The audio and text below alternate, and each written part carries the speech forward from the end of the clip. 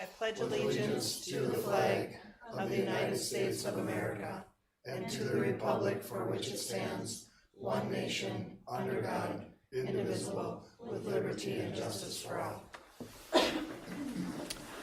Welcome, everyone.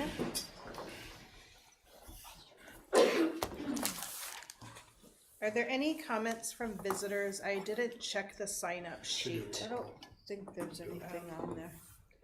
Everyone is here, right? All members are present for roll call. Any comments from visitors? Anyone wish to address the board as a visitor? Okay, we'll move on then. Is there approval of the agenda?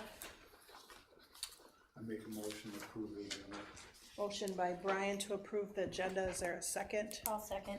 Second by Holly. Any discussion? All those in favor signify by saying aye. Aye. Any opposed? Motion carries with all members voting yes.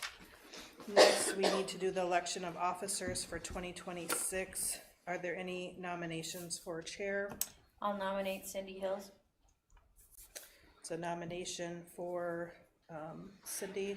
I'll second it. Any other nominations for chair? Any other nominations for chair? Any other nominations for chair? Is there a motion then to close the nominations and cast a unanimous ballot? I'll make that motion. Is there a second? I'll second. All those in favor signify by saying aye. Aye. Any opposed? Motion carries with all members voting yes. Is there a call for nominations for vice chair? I'll nominate Roland. Nomination for Roland. Any other nominations? Okay with that? I'll nominate Brian. Just because I heard him. I got a nomination for Roland and a nomination for Brian. Any other nominations? Any other nominations? Well, now we have the second one, right? Yeah, so we can either call for a vote or somebody could call for a motion to close nominations and vote if somebody didn't want to do it, but Can I remove my name as vice chair? you could certainly do a motion to close nominations and cast a unanimous ballot for Brian if you would like. I'll make that motion. Is there a second to Thanks. close the nominations and cast a unanimous ballot for Brian? I'll second that. Second by Holly. Any discussion? All those in favor signify by saying aye. Aye. Any opposed? Motion carries with all members voting yes. Next, we'll call for nominations for clerk. I nominate Cassie. I'll second it. Any other nominations for clerk? Any other nominations for clerk? I'll call for a motion to close and cast the vote for Cassie for clerk. There's a motion on the table to close the nominations for clerk and cast unanimous ballot for Cassie. Is there a second? I'll second. Second by Jen. All those in favor signify by saying aye. Aye. Any opposed? Motion carries with all members voting yes. Okay. Next is calling for nominations for treasurer. I'll nominate Holly. I'll second it. Any other nominations? No? No, I'm seconding the motion. Is there a motion to close the nominations and cast unanimous ballot for Holly? I'll make that motion. And I'll second it. Okay. Any other discussion? All those in favor signify by saying aye. Aye. Any opposed? Motion carries with all members voting yes. Would anyone like to move chairs, sit by anybody else? Can I sit on a comfortable one? No, nice try, but We should really discuss Well, you can move this it at over different there. times. Can't have, I mean, I said the Catch up comfortable in one. meeting. Just kidding. yeah. I'm fine where I am. Anybody Aye.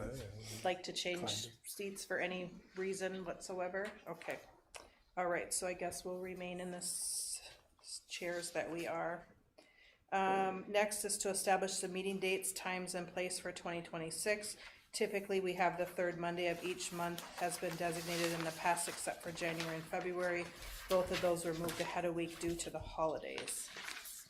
Is there any thought? We used to do it at 7. I think we changed it to 6:30. I don't even know when or I why. think just last year, maybe 2 years No, it ago. was a couple years ago. Okay. It was because there had been the pre-public comment where it was more of a back and forth and nobody was showing up, so we were all coming at 6:30, so we maintained the 6:30 meeting Well, time that's right. Okay. yeah. without. I like the 6:30 meeting time. Still the third Monday work? Yep. Okay. With the Yes. exception of January and February. Yes. And then what about, like the place? I know in the past we've tried to do one in Malmo and one in Palisade. And last year, the Malmo one, we got stormed out, so we did that here. Yep. We did do the one last fall in Palisade. If you, I should have asked for permission, but fire me. The Malmo one, we get a few people, or we have, I don't remember if we did last year. Palisade, typically it's us. I don't know if we wanna keep doing that. I think it looks good to the community that we're out there, but doesn't seem like people take us up on that. I guess that's up to the board. It's no hardship for me to go to either one. In fact, I enjoy those two communities. Always have, always will. It's a nice drive. Do you wanna stay with that? Yep. Yeah, Okay. I don't think we need a motion around this. Margaret's doing it. All right. So are they April, October? I It's can't June and remember. October. June and October, okay. We'll that make work? We used to contact. do it in spring, but I think we moved it to June just for the weather, and Mud then season. And then we got then we had the tornado. weather the other way. Tornadoes. Yeah. Tornadoes Okay. instead of. So Mud we'll rain. continue with, so is there a motion then for the third Monday of the month with the exception of January, February, which will be the second, to start all the meetings at 6:30 with June to be held in Malmo, October to be held in Palisade? Yep. Did I get that right? Yep. I'll make that motion. Motion by Holly, is there a second? I'll second it. Second by Dawn, any discussion? All those in favor signify by saying aye. Aye. Aye. Any opposed? Motion carries with all members voting yes. remember to put it on our calendars. What's that? The time on our calendars is all. Location, Yeah. Oh, I guess I rolled that all into one, didn't I? Okay. You're right. All right, and then other business. Do we want all of those to be individual motions?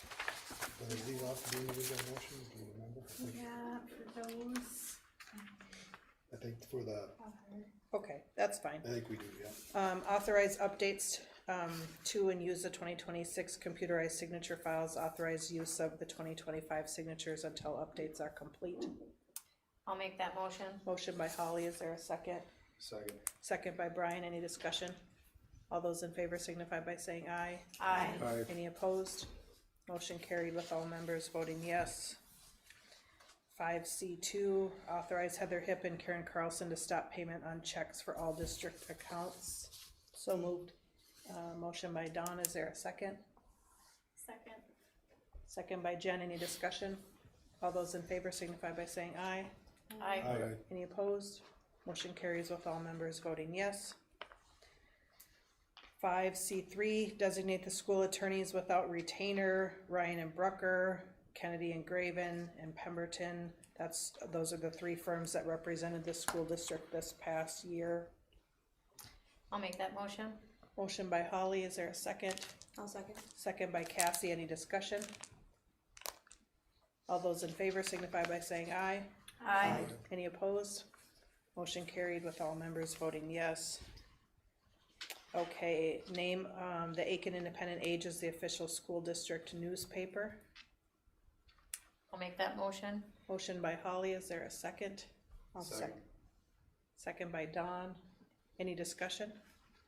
All those in favor signify by saying aye. Aye. Any opposed? Motion carried with all members voting yes. Designate the district director of the budget, purchasing agent, and authority to make electronic fund transfers. Consideration given to designating the business manager as the director of the district budget, purchasing agent, and authority to make electronic fund transfers. So moved. Motion by Dawn, is there a second? I'll second. Second by Cassie, any discussion? All those in favor signify by saying aye. Aye. Any opposed? Motion carries with all members voting yes. Authorize the superintendent to sign contracts and other documents. I'll make a motion. Motion by Jen, is there a second? I'll second. Second by Holly, any discussion? All those in favor signify by saying aye. Aye. Any opposed? Motion carries with all members voting yes. Appoint the business manager Heather Hip to sign on all bank accounts.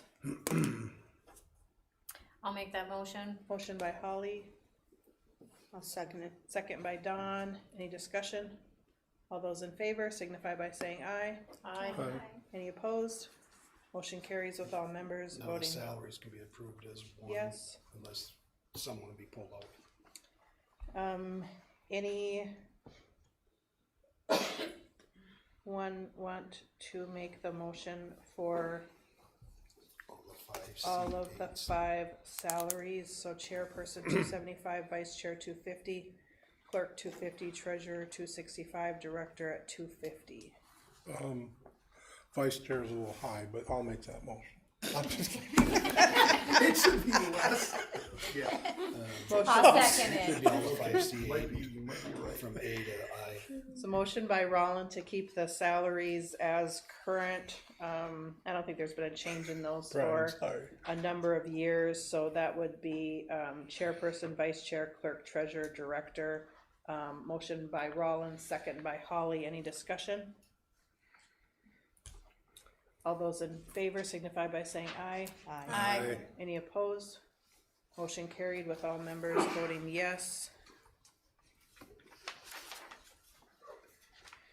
Okay, and then the next one, we could probably do that as one motion if you wanted to. The school funds, is that right?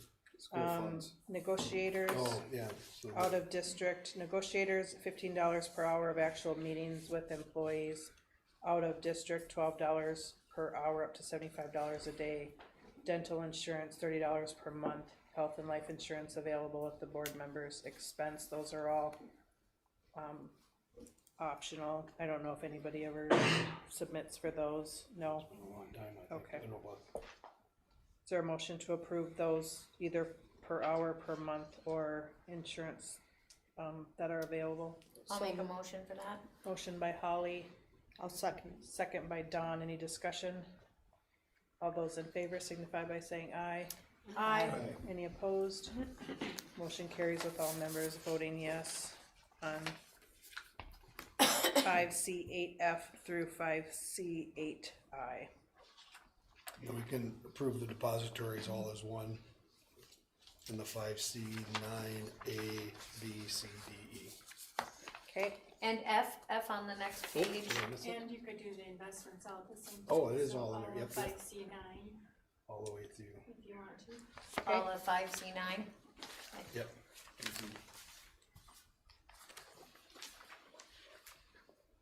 Should I make the motion to approve it and then you can read the list? I'll make a motion to approve all of 5C9. motion by Holly to designate the depositories for the school funds. The following banks will be named as depositories: General Account Security State Bank, in Aiken, and MSDLAF, Payroll Account Security State Bank, Petty Cash Account Security State Bank, Flex Account Security State Bank, Food Service Security State Bank, Community Education Security State Bank. Investments would be held at Old National Bank, Aiken, Security State Bank, Aiken, Members Cooperative Credit Union, Aiken, MSDLAF, US Bank, Minneapolis, PMA Financial Bank, which is Minnesota Trust and Associated Bank, and Zion's Bank, Zion's Bancorp, NA. Is there a second? I'll second. Second by Brian. Any discussion? All those in favor signify by saying aye. Aye. Any opposed? Motion carried with all members voting yes. Nice job. We made it through. Scheduled presentations. I think we had student council coming. Student council?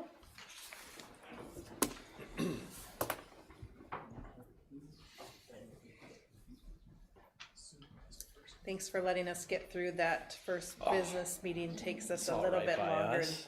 January. Yeah, we don't have much other than up and coming. We've got Snowball.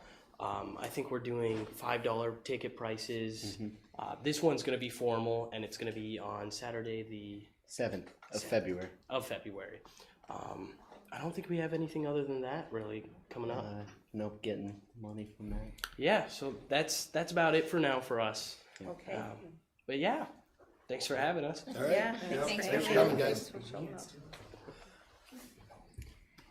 All right, new business. Is there a motion to approve the consent agenda? I'll make a motion. Motion by Jen to approve the consent agenda. Is there a second? I'll second.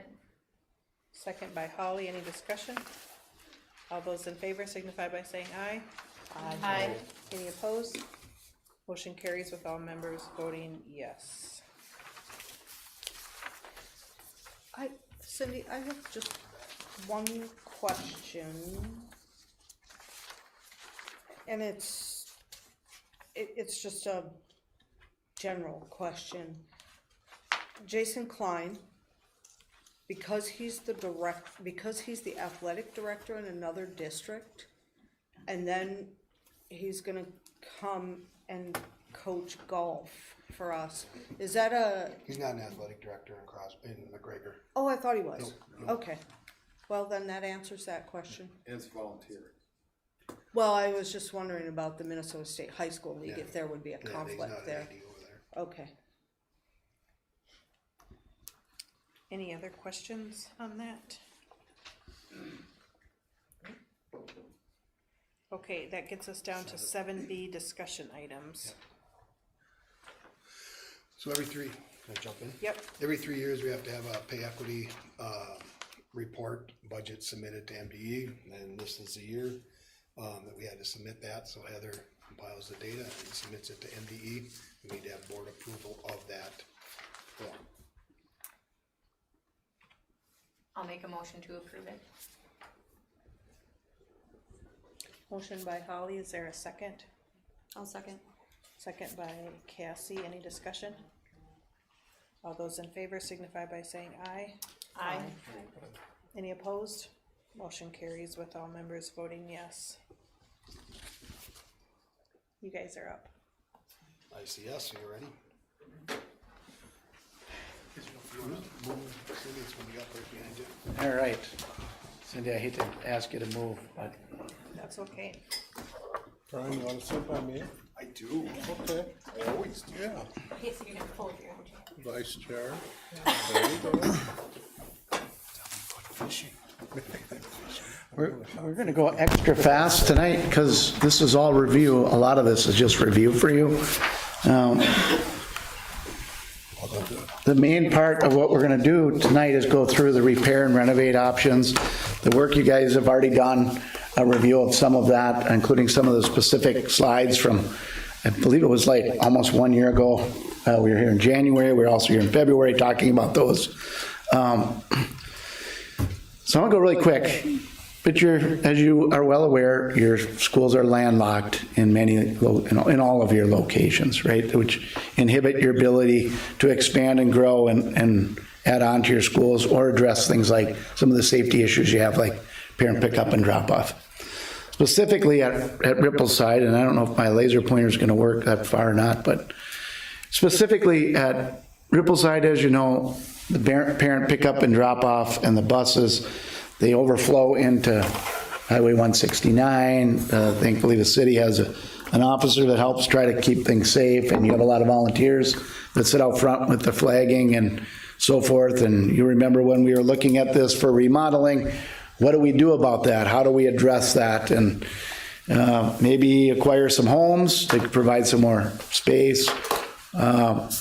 Maybe look at using your baseball field as parent pickup and drop off loops and those types of things. So we can get more specific if we ever do decide to look more specific on that. We've had some civil engineer look at some renderings for Dan and that kind of stuff, but if that's something you'd like to look at in more detail, we can certainly do that. Back in 2022, you hired ICS to do a facilities assessment looking at LTFM needs and deferred maintenance needs, and you'll remember there's a big book and line items of lists, and Kent scrubbed through all of your facilities with your facilities department and Rippleside Elementary, and this is just replacing things that are outdated or in disrepair. Deferred maintenance of Rippleside was about $4 million with some specific line items that totaled up to the different categories. That's obviously old from 2022. Costs have gone up significantly since that time. We did a detailed analysis, as you know, about the ages of your building in Rippleside, how it's been pieced together over time with the largest two blocks being the 1957 in purple on the bottom, and 1965, the light blue, is the biggest chunks of your school that's been pieced together. They're 60 to 70 years old is the majority of your Rippleside Elementary School. And certainly shows plenty of signs of wear and tear and needs. Specifically, your HVAC system, you have replaced a couple of units of old, but 50% are still in need of repair and replacements and upgrades for indoor air quality and those types of things. One of the two boilers nearing the end of useful life. Electrical panels mostly across the school are original. How can they possibly still be original? Still, Wasn't this built when there was knob and tube? well, you got stuff still working. You guys have maintained and take care of things. I think you get criticized for that, but yeah, you have staff that have taken care of things, right? It's lasted a long time. Your windows are in 1957 are still original. They're inoperable. They're rotten. There's definitely needs there if you're staying in this building for sure. We also looked at your HVAC and what air units serve what areas, right? So that if we were going to do any sort of major indoor air quality projects that a lot of school districts do, we'd be prepared looking at what serves what areas, right? And start honing in on the worst areas and the older areas and older systems.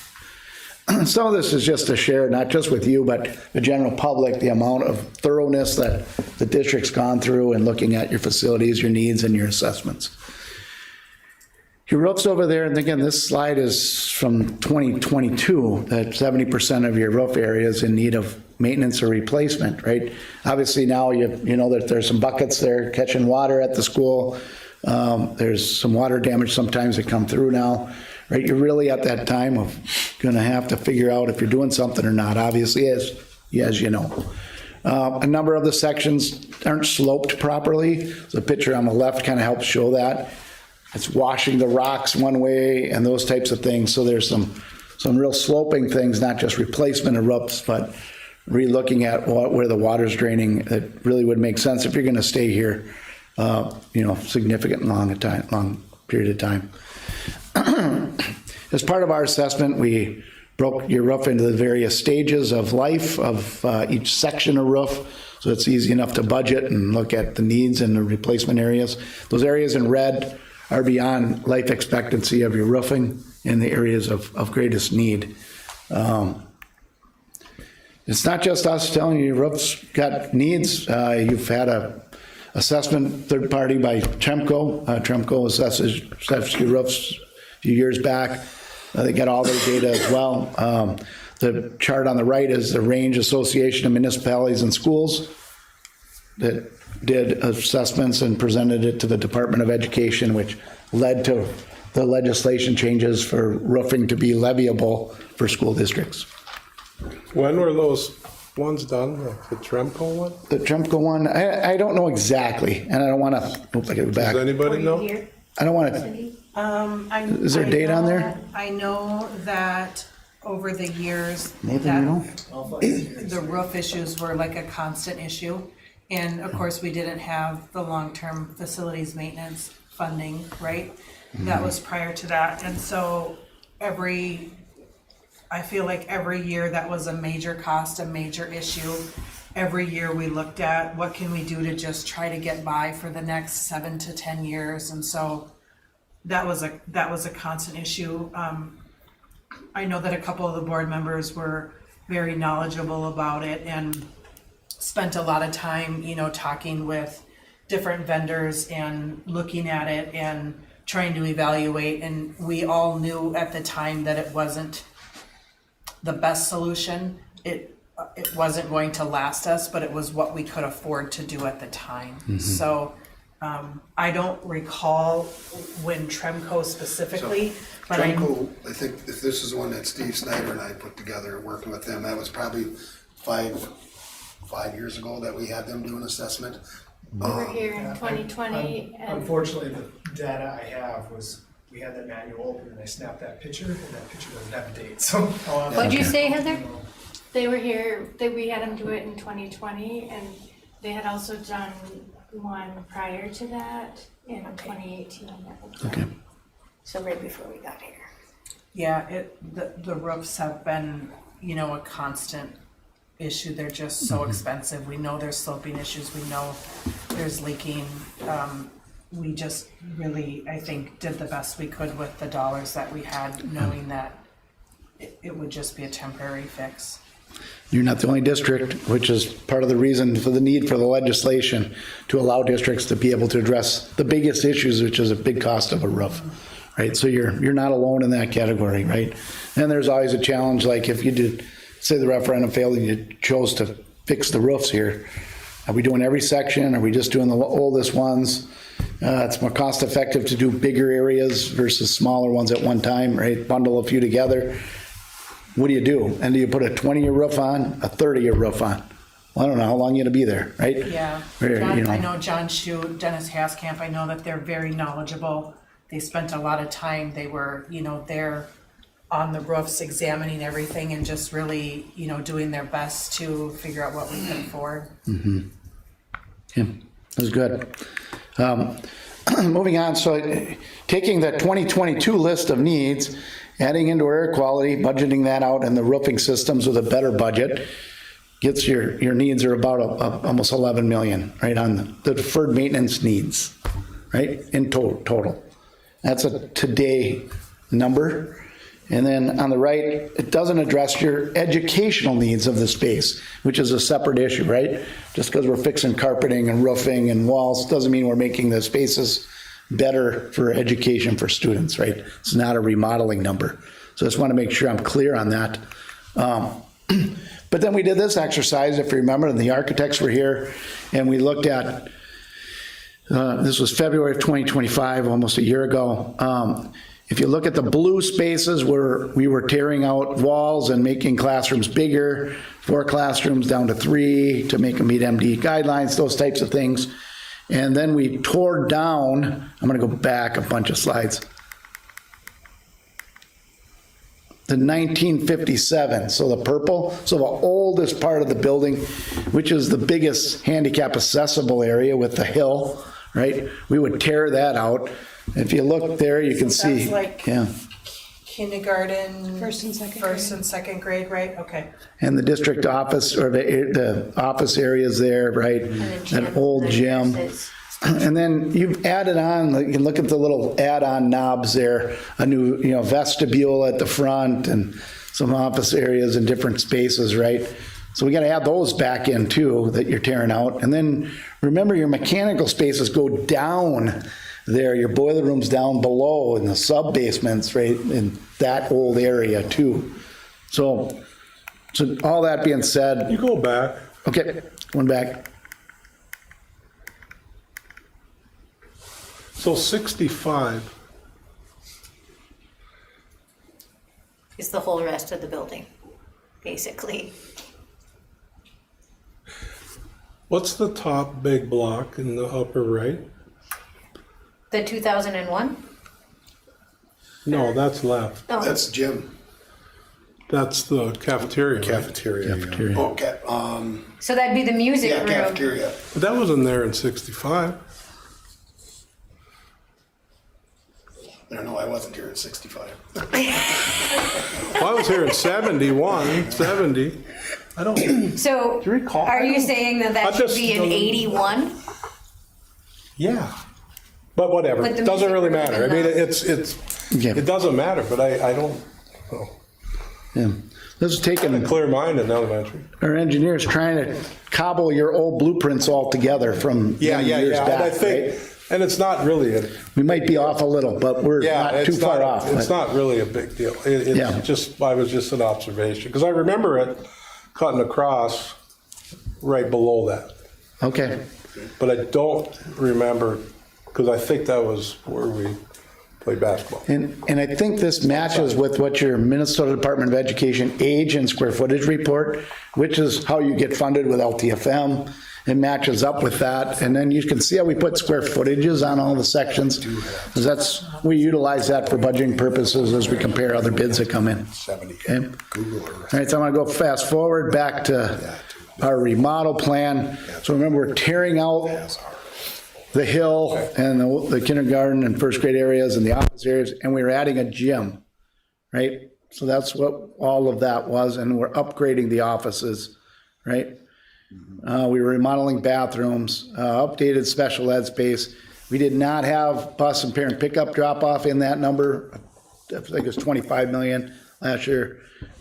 We'd have some parking enhancements. But then Dan's like, well, what I really want is I want to make sure you have an apples to apples comparison to your plan to the best of our ability without engineering and designing this whole thing. So I wanted to show the work of, our math or showing our work, demoing 13,000 square feet, which it's going to cost you more than 130,000, but because we're trying to pick it off of a building, right? But I ran with the demo cost per square foot that we have for tearing down a whole building. 20,000 square foot for the addition, 26,000 square feet for remodeling to right size those parking lots. Parking lot enhancement about 400,000. I only put 70% of those facility needs in, not all 11 million, because some of it will be taken care of in the new addition. We're tearing some of the old out, so we don't have to do as much of that, right? I added 1 year of construction inflation at 3%, so we can get to today's number. And then Dan wanted to make sure I'm talking apples to apples with constructability. Well, we now, and that's not just the square footage of classrooms, we also have to replace a boiler room. So I've got 750,000 in for that.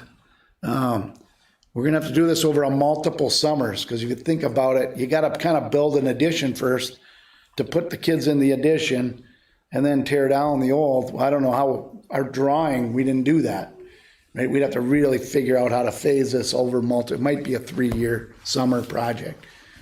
We might have to bring in temporary housing for students or portable units or something. And we can do it, we've done it but I put some money in But there. that would be additional cost. So I put in 400,000 in for mobilizing over 2 summers. I didn't put in temporary housing or whatever. I didn't put something in for that. Replacement of those little spaces that were added on, property additions. I put $1 million in as either you need to buy about 4 properties around there, and you can't buy those big, huge apartments that are by there. Way too much money, but maybe 4 houses or something like that. Or the baseball field, use the baseball field. Well, if you use the baseball field, now you got to build a new baseball field. Where are you going to put a new baseball field? You have to buy land to put a new baseball field. Well, you have land, but we don't have access and property and site and water and sewer and utilities on your new property. So I don't think you could put your baseball field on your new property, right? So you'd have a problem about what to do with the baseball field. So I've got $1 million in either a new baseball field, trying to figure out where it's gonna go and pay for it, or buying property. So it's really a placeholder. So what about the roof then? The roofs would be in either of a new addition or in my remodeling or the 70% facility infrastructure needs, the $7 million number up on the top. So it'd be included in that. 7 million, that's really 8 million. That's, yeah, it's, 40,000 short of 8 million. yeah, right there. That's, yeah, right. It's 8. Okay. Yep, so it'd be in that number.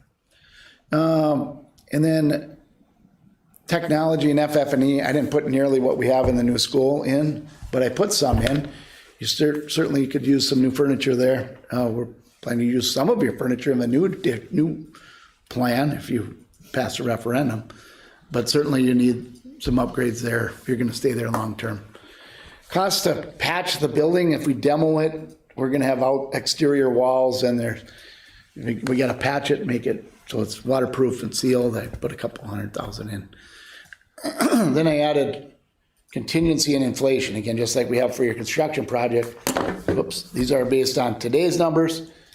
We're building this 2 years, 3 years out, right?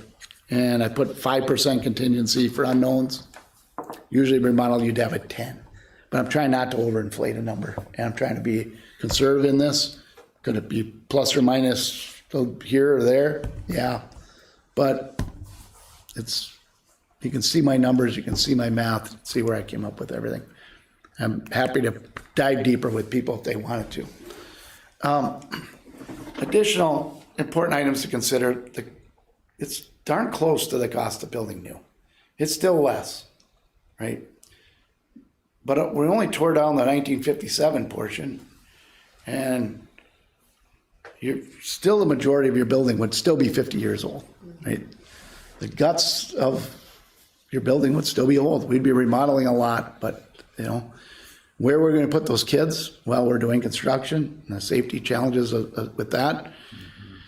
And then remember the sewer problem we had last year that ran right down through, it runs under the building through the line, the center part of the building. Dan knows a whole lot more about sewer systems than he ever wanted to learn about, but that's a problem still too. Did those numbers include the asbestos abatement? Yeah, so we'd be abating asbestos as part of that and replacing things like floor tile with new floor tile as part of. So that was included in that number? It'd be you included did in have? that number, yeah. Okay. Yep. And then, just for the heck of it, I went on ChatGPT, or I think I might use Copilot or whatever, and I just said, what's the average life expectancy of an elementary school in Minnesota? And most elementary schools last 50 to 60 years before they require major renovation or replacement. Well, yours is 60 to 70, right? And so I just kind of put that out because, again, it's not us telling you this. It's not just ICS. You've had other people, other assessments you've had over the years. It's getting old, right? And remember, your buildings are the oldest in the region as compared to all your neighbors. All right, so there's a little bit of review of that, but you also remember we looked at what if we built a new school on your existing property? We moved the ball field over here and a new school over there, and it was less cost than your new building, right? And why was it less? Because we didn't have the cost of bringing water, utilities, and those types of things that we have to do to the new property, right? And this was overwhelmingly, you had all kinds of great reasons why it makes more sense to use your land and go out to the new property. But I left this in there as a comparison as well. If we want to dive deeper in this, I should really update the numbers. One, we have a smaller square footage that we're agreeing to on the new elementary school, so I could reduce this number a little bit, but I did not add inflation from last January to this, or the constructability and all that kind of stuff. I do think you need to update these numbers. We get a ton of questions on the other options that we weighed, and old numbers aren't gonna answer the questions. So I think I would appreciate it if you'd update the numbers so that we can show them the updated numbers. We certainly can. I get to the next exercise and then see if you still feel that way, Holly, and I would be happy to do it, by the way. This is my trying to make it simple kind of thing for me, right? I'm an engineer. What are the options? But I want to see the numbers. What are the math? And Dan and I have had plenty of people come in. I want to see the numbers. And Matthew Hammer worked on this with me, and thanks Nathan Norton for all your work on helping me with just tonight's presentation and stuff. But I'm going to walk through this really quick with you, and Dan and your principals really like this, but I got 4 plan options across the top. Repair plan, just fixing the broken things, right? Your $11 million, fix the deferred maintenance things. Then I got the remodel plan, right? Then I got the build new at Rippleside, not updated, Holly, but my $49 million number. And then I have build new at the new site, and I included the IRRB grant, which we'll talk about in a bit, right? And then you can see the totals at the bottom of each of those. And then I said, what does it do for your operating costs? Your annual costs to operate, maintain, energy costs, maintenance and repair costs, those types of things. And I think if you just do your repair plan and deferred maintenance, it's going to continue to grow. It's going to cost you $100,000 more a year to continue to take care of this old building, and it's going to continue to grow. If you did a remodel plan and you made a bunch of things updated, you're going to be able to stay the way you are. Keep your operating costs about the same. If you were to go to a new building, everything's fresh, everything's new, energy costs are better, your maintenance costs are better, your light bulbs are new. It's going to be more like $200,000 a year less in maintenance, operations, repair, and utilities. And those dollars, as we've talked before, can then be redirected to the high school to help address more needs on an annual basis for the high school, right? So that was is there a whole lot of math behind those? No, those are Jeff Schultz's numbers from a guy that's been doing this 33 years. I just think it helps to illustrate the mentality that it will cost you less. But then we talked about what would the tax impact if you were, and you don't have a board authority to do everything, right? But if you did, what would it be on the taxpayers, right? And I'm going to have Matthew Hammer weigh in on this too, but we looked at a repair plan. If you fixed your stuff that's broken, it's $11 million. You're going to have to fix things again. So you wouldn't run your debt out that long because you're going to have more coming your way, right? In a district remodel plan, if you did a 10-year debt, in 10 years from now, the majority of your building's back to 70 years old again, by the way, because we're not demoing all of the old stuff, right? So do you bond it over 10 years if you're a school board, or do you bond it over 15 years and push it? But you're going to have more needs that are coming at you on that building, right? And then build new at Rippleside would be 25-year debt, and the new school plan you have right now is 25 because it's new with a 40-year minimally life expectancy of your investment, right?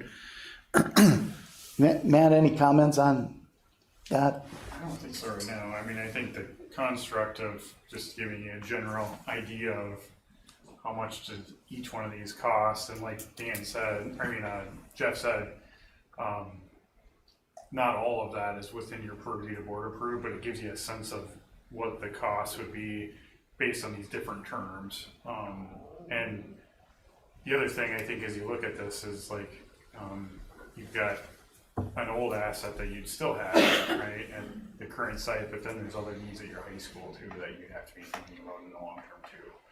So as you kind of look at that overarching timeline, right, it probably doesn't make sense to spread that out over a really long period of time if you were looking at your existing site and trying to maintain that and the other needs you'll have coming over a long period of time. And you can see the tax impacts on a $300,000 home across the chart, right? And I think that trying to make this where this would be a nice handout for somebody that might be on the fence can I afford this, right? But last fall it was, it's all or nothing or zero, but eventually you're going to have to start putting money into this place. Your roofs are leaking, and so you're going to have to start picking off some of the items on the deferred maintenance side and/or some safety stuff, and so it isn't zero. You're not comparing the $271 a year in my taxes if I have a $300,000 home to zero, because that's not real. That's not reality, right? So I think this chart's meant to be a coffee talk for people that might be on the fence for conversation. And maybe our marketing and communications team can jazz it up because it's Jeff Schultz. It needs some prettiness, I think, to it. Is it effective? Do you think this helps hit the mark as board members? I do. I think that the repair plan is not an option. I think that if we just did the repair plan, quite frankly, I think we would be negligent. To me, that is the same as what we did with just patching the roofs and just throwing buckets in the hall. So I don't think that the repair plan, is even anything that would, I just think that that would be negligence on our part. And would that be all the repairs? That could be all the repairs? Oh, if you go back to my slide, it's not everything. That's just Rippleside, right? It's Rippleside. Because we had the The items that were discussion, identified, yeah. the repair plan would have to include both schools. You know, I mean, you got some old doors that should be replaced there, but if you really jimmy them, you can get in there. I mean, it's like, we got some safety issues there, that, Yeah. you know, things that need to be done. Well, my concern would be if we went with a repair plan or a remodel plan, that we're gonna end up back asking the community for an operating levy, because the repairs are gonna cost so much that the money's gotta come from somewhere. We put this together not trying to sell the repair plan, or it's just, we were asked a lot of what it would cost us a month. To just repair it, yeah. Yeah, so this rough, pretty good numbers, but there's some tweaking that probably needs to be done yet, but just to show But that, that is just Rippleside, right? just Because Rippleside on the repair plan or on the remodel plan. It's not addressing anything in the high school. Correct. I think we Trying to should, do apples to apples when you're not Yeah. really comparing apples to apples. but I think we should have the sewer should be part of it, replacing the sewer line, because we know it's deficient, maybe barely functioning, and you don't want to do a massive, large-scale remodel and then your sewer line needs to be replaced later and you have to have a backhoe inside your school. You're absolutely right. I mean, if we're gonna get serious about a repair plan, we gotta get deeper dive into these numbers we gotta get a better idea of exactly where that line goes but yeah, how do you put an excavator down the middle of your school to tear out a sewer line, right? That's 70 years old, wow. It needs to be replaced. That's no simple thing, right? No. I Other guess- things too, is it really realistic to take three years, probably save costs because you don't have to have temporary classrooms, but is that probably the most effective way would be to bring in temporary classrooms, then you could, get this done in like a year and a half's time? Well, I don't wanna dive too deep into Sure. how we're gonna do it, because we're not planning to do it, right? Right. I guess the question in my mind is, But- what am I Does it make what am sense I to do this? prepared to go forward with if the referendum doesn't pass? And I do not think that the repair plan is enough. I think that the choice, could you go back to the slide? Which one? Oh, that, The one we were on right before that. Your Your fancy cute chart. chart. I'm sorry. I'm going the wrong way. You know, right there. Right there. Yeah. If the build new at the new site doesn't happen, I am prepared to either vote a 10-year remodel or build new at Rippleside. I do not think that the repair plan is, I think that would be a negligent vote on my part, because I don't think it is enough, and it doesn't address the safety concerns that I have currently.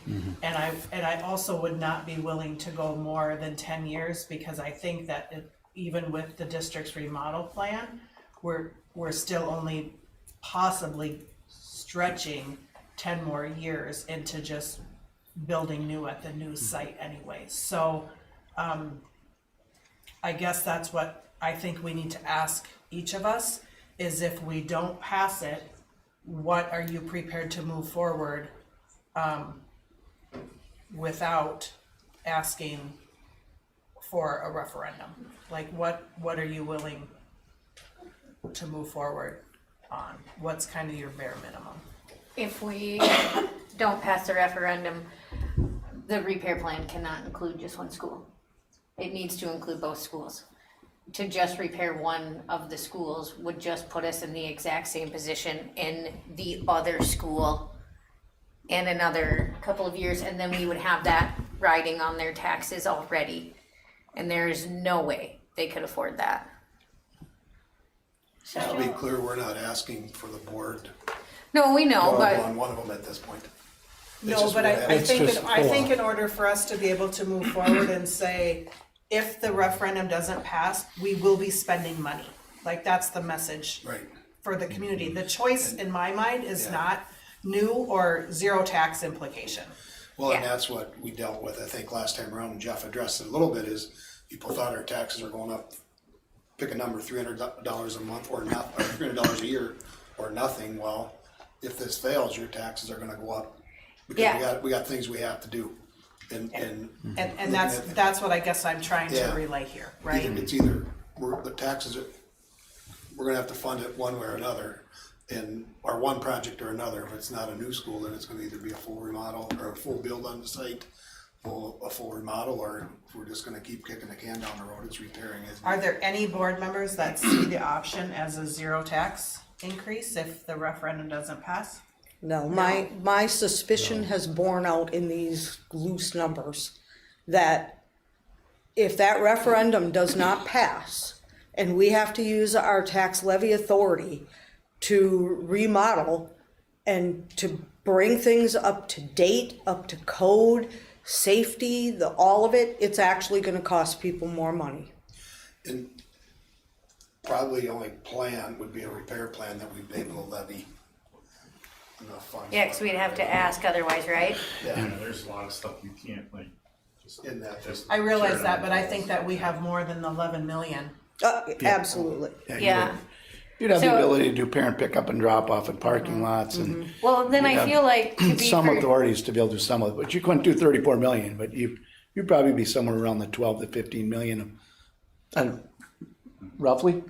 For the Oh, non-voter transparency to approved the community though, I feel like you need to give us a repair plan with both buildings.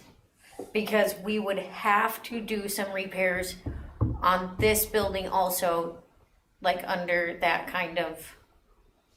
Like if we didn't decide to go for a referendum for a new building at Rippleside or the district remodel, we just decided to use our levying authority. We have to include some of our projects at the high school because that would just be bad planning on our part to be like, we're just gonna forget about this whole secondary building. But our authority to levy is roughly 15, might be maxed out at $15 million, so.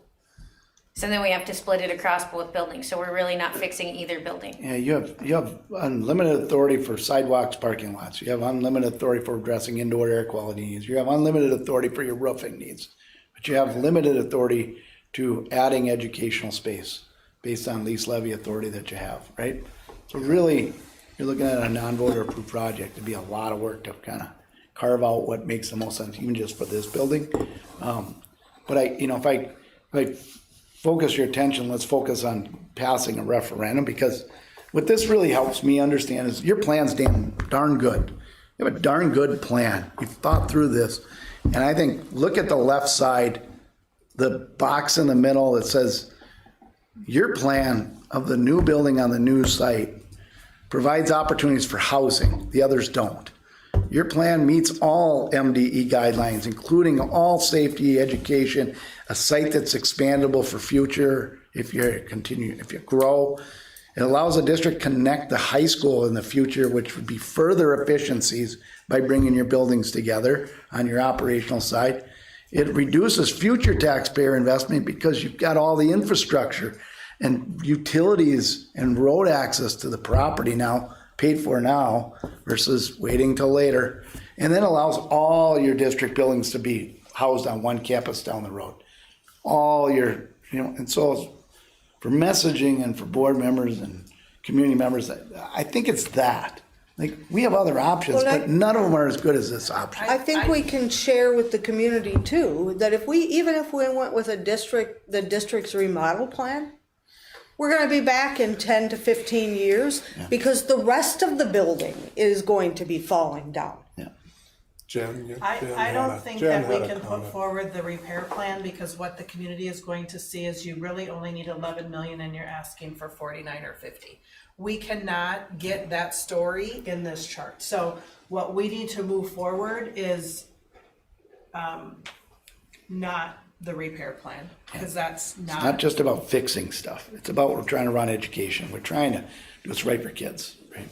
I agree with you, Cindy, but what I like about the repair plan is it shows how much money we're throwing out the window for operating costs with our current building. So how do we keep that nugget of information if we don't include the repair plan? Cause we waste a lot of money just trying to maintain what we have. And in utilities. You would have to do like a projection over the next 30 years, or you pick a time frame and show the, time, it's the, you get into financing a time value of money, and you, Maybe if we did the repair today plus the remodel plan over the next 5 years, so you combine those first two columns? Well, in the repair plan, it'll basically be a reoccurring plan, right? This is Every for 5 years, but we're in gonna be 5 back years, for there's gonna be another. $11 million or whatever, pick a number of repairs are gonna be needed, so. Again, that's just where we're at, I think it'd just be 5 years, and 5 years from now. We're gonna be in the we'll do same another boat. one. We're gonna have to Well, keep doing this. and that 11 million is today, but 5 Right. years from now, it's not gonna be 11 million. 5 years from now, it's gonna be 20 million. Yeah. But Jeff, I understand where you're coming from, but this is what we hear a lot from the community. they're like, just Like, fix the Just roof. fix it, just fix Just fix the it, roof. just Why fix can't you it. fix the So roof? maybe that's part of the messaging, if we do nothing, it's an $11 million bill, Yeah. right? For just a few To do years. nothing, it's $11 million minimum. And then we'll be back in 5 years. To fix some of the things that we deem are critical, it's 35 million that will get us 10 years. Yeah, that's Right. where we get, Yeah, and then you get to, But in Our 10 4 years, we're gonna be 8. back Yeah. because the rest of the building is now falling down. Or you need to address high school. Oh, yeah, we'll have to address the high school and the Yeah. rest of the building that's falling down. yeah, because the high school is on, that's cutting it very close to what our plan was for that. Yeah, I try to put myself, if I'm a board member, right, and it's my district, I mean, you might never get a new school, it might never pass. You might be forced to put some money into your elementary school. Well, what do? Well, you have authority for roofs. People are telling you just to fix the roofs, you gotta fix the roofs. And you're putting a 20-year roof on or 30 roof, I don't know, right? Your parent pick up and drop off in your bus situation, it's dangerous. well, the So tax. maybe the repair plan needs to be the number that we can go forward on our own authority. That we could do, and your bus pickup and drop off, give you some potential solutions, and your roofing and some indoor air quality, and then try to figure out how we get a better, safe, secure entry, and maybe the secure entry needs to your entry to the building makes more sense to the north of your building if you redid your part pickup and drop off than it does where it's Because I at think today. that is more realistic, right? Health and safety, yeah, Yeah. you're At a combining minimum, those that's what's together. going to But ADA, the only thing I have in the repair plan for ADA is maybe a new lift that breaks all the time on you, right? The little lift that you have that lifts people up the hill, What did you have to say, Roland? versus, Well, just as you look at, just the annual tax costs aren't drastically different. Just, you'd have your terms that are just adjusted from time, your loan limit, your term on your loans. Your timeframes is really the difference on it. So you're really not, you're looking at that as what I look at that as if it's a tax issue. Same impact? Yeah, there's not a lot of difference in there. I mean, $10 a month or something for some on a $300,000 pad. I mean, that's so. So you gotta That's what sell you it look at. too on the how long are they gonna actually be paying for it as the community member? Like a community member like Cassie, me, Jen, will pay for this and the high school. But another community member, say at 75, is not going to be paying this investment as long. Do you understand what I'm saying? And Like- I think about people that go to you're buy a right. car. If So you they go to sign buy up a for the car, loan. you're not so, most people are not so interested in 75 what between the 60. bottom line is. They're more interested in what the monthly payment is. And I think when people start to look at what that tax implication is, it looks drastically different compared to what you're getting for your money. So the attempt here is we were asked, and I think some of you were asked, but what would it cost if we just levy? Cause people remember when the high school, like last time the high school failed and then they levied dollars to do repairs and people were saying, oh, our taxes went up almost as much, why don't we just build a new one? That's what this is trying to answer. So what would, if nothing passes and we have to go to a repair plan, whether it's 11 million or 15 million or more, there is, again, getting away from the fact that it's either passing a referendum cost or zero. It's not gonna be zero. It's, the district's got experience in that situation, and people felt like they didn't know or didn't realize that at the time, and so here we're trying to put numbers down, which, trying to put a firm number down in soft soil, kinda like building in Aiken County, I guess. But, you know. I don't see give us that ever comparison. building new at Rippleside, so I'm not sure why that would even be relevant. Well, we did have that discussion. We looked at I that. included it because we had the discussion. I'm trying to be as transparent. We had one gentleman that came in that said, well, I don't think you guys even looked at repairing and renovating. 'Cause wasn't that I the must have one missed where it. And we We were like, were gonna have to buy where they bought the dog park too, to actually not be just landlocked again. yeah. It was either the dog park or the houses, was our thought, but we had the river in the center. So you can maybe think on this chart, see how if and what else we would wanna present or add to it, and then, let Jeff or I know, let us both know. Yeah. You know, in a way, so the repair plan is kind of the Band-Aid duct tape approach. It doesn't tell the whole story though of what, if we go into what's been done over the last 40 years here, is do the cheapest repairs possible. When you're comparing the whole thing, it's like Jen said, the cost of the operating costs continues, because they're so inefficient, continues to rise. And then you're really only that Band-Aid, you're only good for 10 years at a time at the most, and then you got to repeat it. And really those costs are double what they really should be, or triple, because the value of that Band-Aid repair is so short term. And I'm Well, not sure how to really And the operating, present that. that annual operating cost matters. Because that comes out of the general fund, which then depletes our funds to be able to actually provide education. It's true. So it actually, to do the repair or the remodel, actually weakens, puts the district even further behind the 8 ball and weakens the district. But so what I'm thinking, if you look at these, you know, the time span for the financing of the debt of a brand new facility is 25 years. The repair plan should really be looking at 25 years. And then you're talking more than double that. Yeah. But like Matthew Hammer was explaining, that there's things that in your repair plan that the assets wouldn't be 25 years worth of asset. Right. So you wouldn't be able to bond out that far. It's kind of like when you're at home and you're a mortgage, you could do a 30-year mortgage, but if you're just doing a deck or a garage addition, you might only be able to do a 10-year equity, you know, or what, you know what I mean?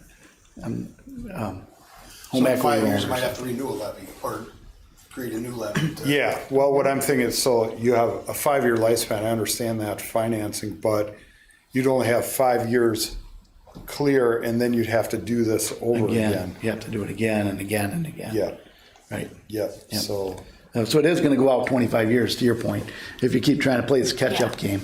But your buildings are still getting older, right? It's not fixing, it's not replacing. I was gonna say, and what happens when the wall on the west side just completely collapses? Yeah. You know, it's, Well, I think this conversation's happened before previously in previous years and decades, and I think because it's been an issue for quite some time, and then no action's been done, and Now we look at these costs that have increased, and we look at everything that's going on as increasing. We still have the same building, and if we have to do something, unfortunately, we're the ones that are, I guess, the ones that are making the decision to do it, and I think I commend the board here for just standing and looking at doing these things, because it should have been done. I've been in this community for a long time, been in that school, I've had kids in that school, and I've had, it's just bad, and it needs to go, and this community needs to hear that. Does everybody agree that the repair plan should be the whatever amount it is that we can max Yes. spend without Want us to- voter approval? Bring some stuff back for your thinking process for you guys to look at. Okay, we'll do that. This is meant to be a conversation starter, and it certainly worked, right? Oh, yeah, it And- did. Yeah, you did a good job there. Yeah.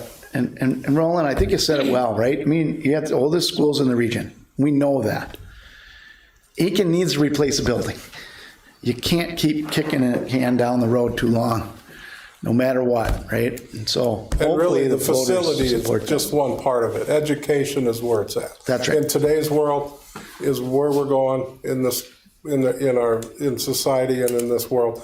We need the best classroom education system that we can get for our kids, because guess what? It's on a rapid fire change, and we know that, and we have to prepare your kids. We have to prepare your kids. I mean, that's the way it is. My grandkids, and and that sort of thing, because they're the ones who's going to take this next step, and that's what we have to have. And Roland, which plan is best for education? We don't have it, I don't have it on there, like, it's a best clear plan- winner of which one is the best for education and for long-term, for the district and stability. It's crystal clear to me. Yeah. The best Right. plan was the original one then. That was even better. I agree with you, right? All right, I'm gonna keep us moving. Yep, thank you. All right. Can you hand those out to them, those sheets? This will be your homework assignment for next board meeting. Oh my God. That way you don't have to do it tonight. We're gonna keep things, it'll take you 10 minutes to fill out. Long sheet of paper. It's 10 minutes. It'll only take you 10 minutes. Yes, no, or maybe. Let me just tell you, do not overthink this. You don't have to be an engineer and analyze the heck out of your buildings. Just take your gut feel on what you feel about it, right? I was friends with. And then we're gonna, Here, I don't know. we'll do a board. You're rolling, you gotta do it. Just fill it in, bring your homework next sheet. Do you Dan want and our I- names on it? You don't have to have your names on it. I'm putting my name. We'll be doing we'll do a quick board exercise. It'll take 5 minutes at the next board meeting, but I think you'll appreciate it, right? And this isn't my questionnaire. This came from Minnesota Guide for School Construction, which was put together with Department of Ed and architects, engineers, and so forth. I was Can we have a QR back then. when it code was and do done. it? What's that? QR code and then just.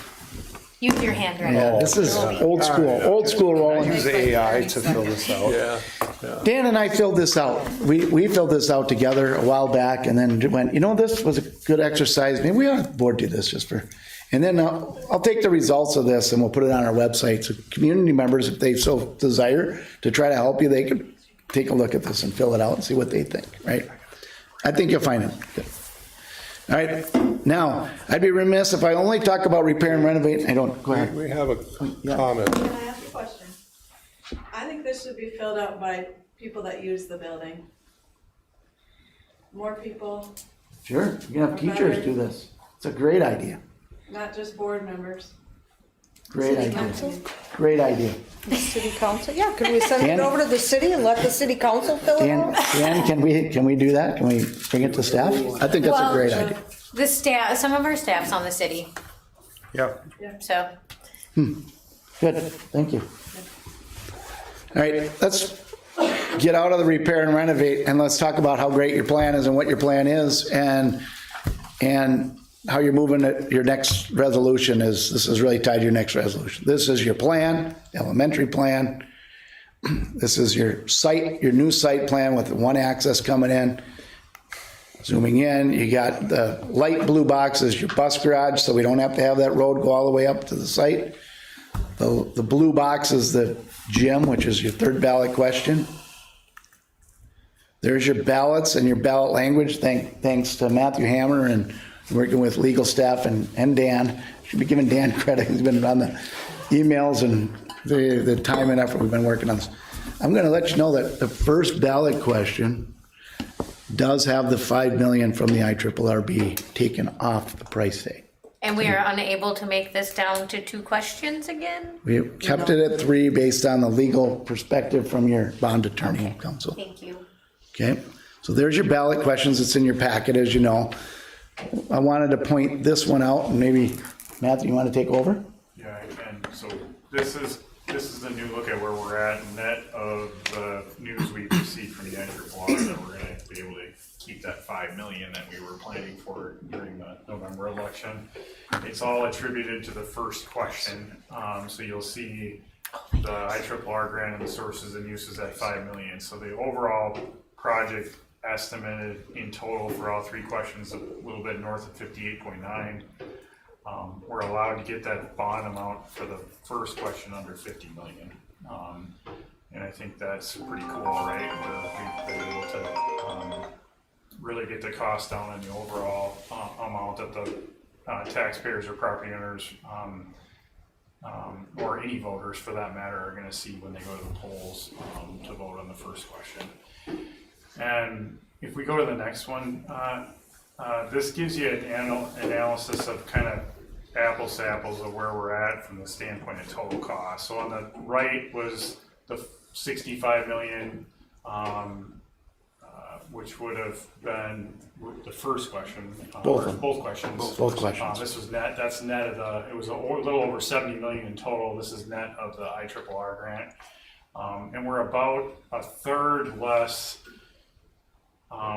The estimated tax impact from where we were at. So it's about 2/3 in total of where we're. So if we take that $300,000 home, we were assuming about $450 a year for the full plan.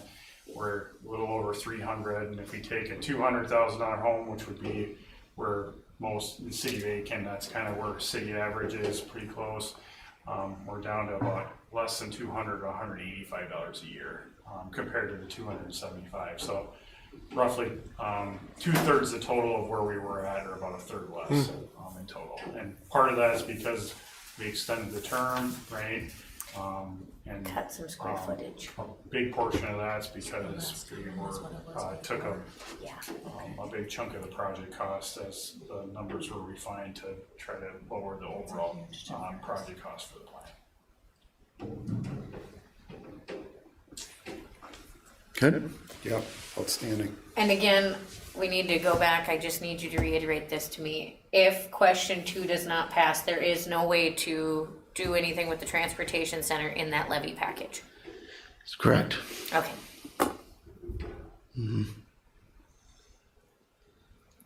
That's correct. All right. Yep. And there's no way for schools to use any sort of non-voter approved to build a new bus garage. It doesn't exist. All right. All right. Questions? IRRB, we have good news. We're filling out application. The commissioner has sent a letter to Dan, and your Senator Farnsworth's championing for you. So my, You're thankful I to think Senator that- Farnsworth. I think that's great news, and I think that's a big reason why we're looking at the April is because they were set to reallocate that to a different school in May. And so that, I think, is a big reason why it's important for us to be looking at the April ballot.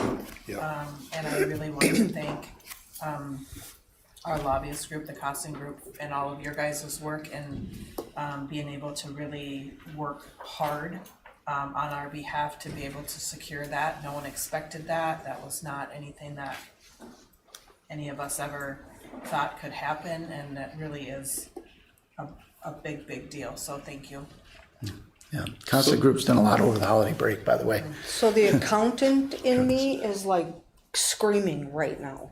So we don't actually, it's not 100% guaranteed that we would get that $5 million. There's a board meeting on February 12th that formalizes it. That will formalize it, okay. We'll have it done. But if we before- didn't go, I want to just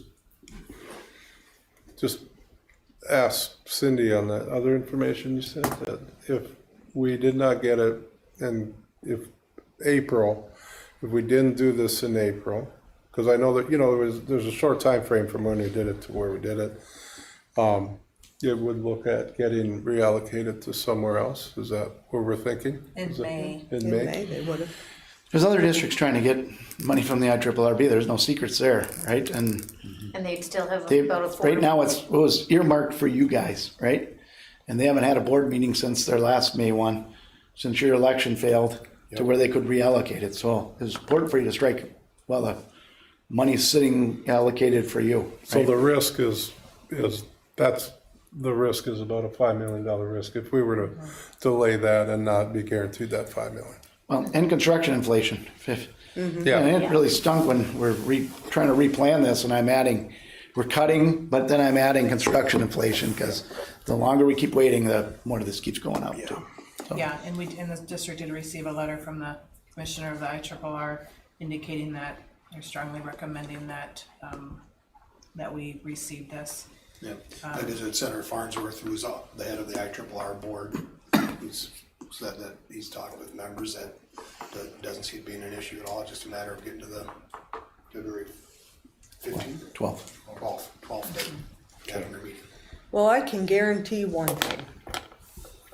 If this referendum does not pass in April, we will not have another opportunity at that $5 million. Wouldn't doubt that. I don't think it's a miracle that they're even going to consider it. Your lobbyists say that too. Yeah. I think it's more being considered right now. I think it's just a matter of being approved. Well, and it's also I agree. the fact that we were willing to immediately step back. The boards in the past have taken their time, stepped back, reevaluated, and had that time. We were willing to immediately step forward and go And I again. do think a big part of our project, the IRRR appreciates the fact we're looking at housing and addressing some more community needs beyond the school.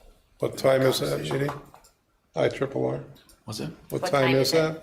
We don't know yet. There's not Okay. a set time that we are aware of yet. Yeah, I think if it doesn't go through, it'll be, if our referendum doesn't pass in April, I think that money will be reallocated in May to a different school district, so.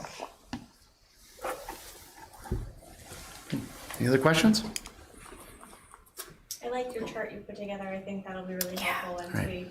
All right. Thanks. All right. Your chart, was it? No, I can't take that. No, it's the Jeff chart. Jeff chart. He filled still in the numbers for me. He filled the numbers in. All right, I got it. Okay. Just want to make sure. You did this smart work. Do you need anything from us You can go tonight? back. Oh, we will on The resolution. Okay. Okay. God, you're old. No, Javi gave me coffee. Oh, we'll take a little 2-minute breather here. Yeah.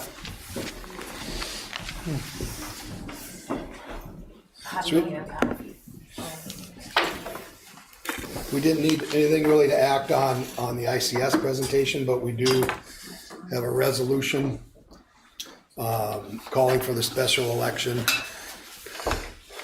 with the information that Jeff just shared, which would have the 3-question ballot. You want me to wait for Brian to come back? Yeah, I think that's probably a pretty important resolution to Yep, have yep. a full quorum.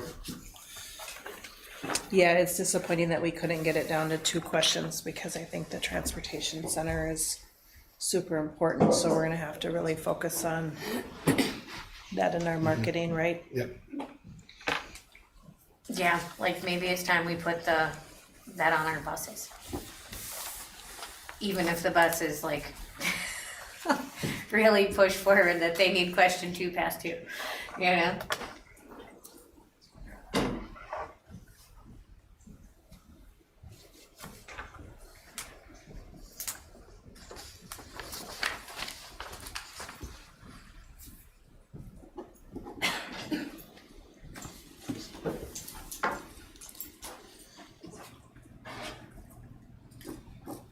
Bobby, I'll need that in a little while, but you can leave it off for now, then.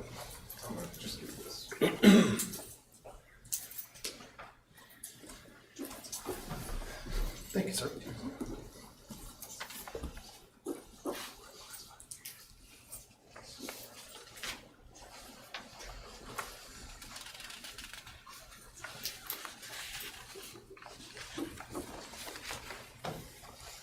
Part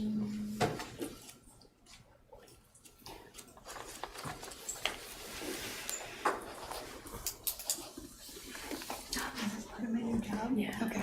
So your signature will be on the job. So just so you know, it has to be inside the box, it has to be in the.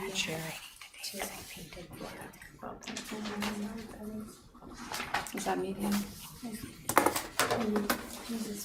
Okay, and just sign anyone in the box? No, right by your work. Oh, just this one. Because we still get all of the. Gotcha.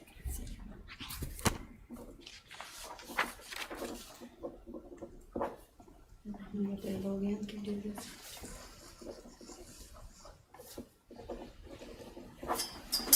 When I was signing the title for our new house, I don't know if I was nervous or what, but I'd signed my married name probably 30 times, and then I signed my maiden name right at the end.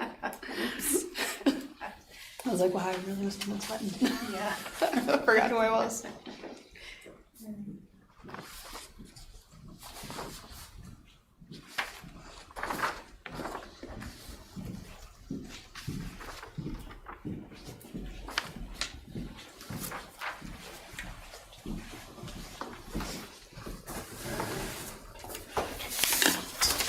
See ya.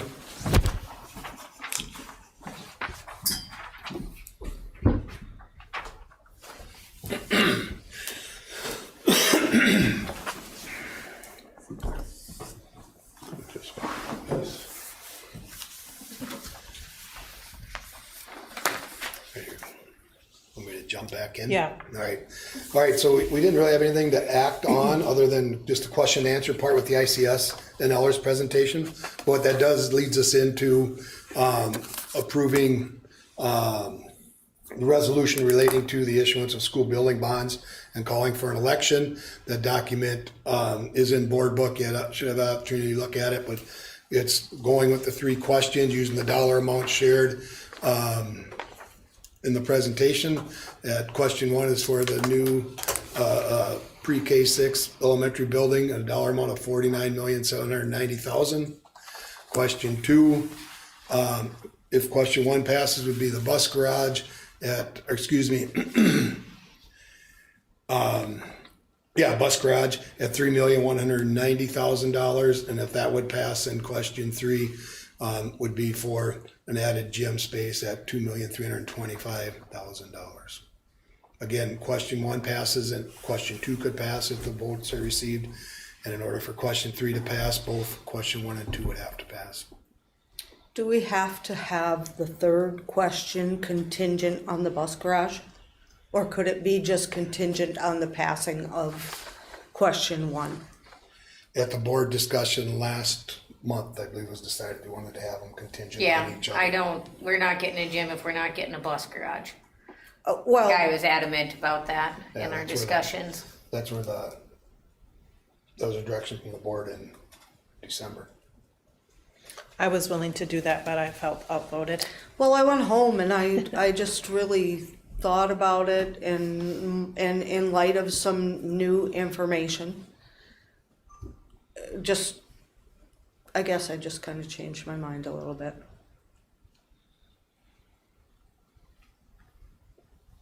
But A gym is a extra wanted space. The transportation center is a needed space. People are going to pick their want over our need any day. And to tell our staff that they're not as important as extra gym space, I'm just not okay with that on my side. That's where I sit on that. And, you know, you look at the other end of it to tell our kids and the parents of those kids that the gym spaces are a critical component of their education, and I think probably just their mental health and everything else that goes with extracurricular activities. It's a space and a time for interaction, and it's fun for them to participate and to be able to get our kids into an environment like that, because it plays a big role in in their school years, and it also plays a big role in society as the way it is. I'm not disregarding the bus part about it. I'm also coming from a standpoint of our kids too, as to where that is looked at. So The current project does hold 2 gyms, which is 2 more than we currently have at the Ripple side, so there is that, this is truly extra, so.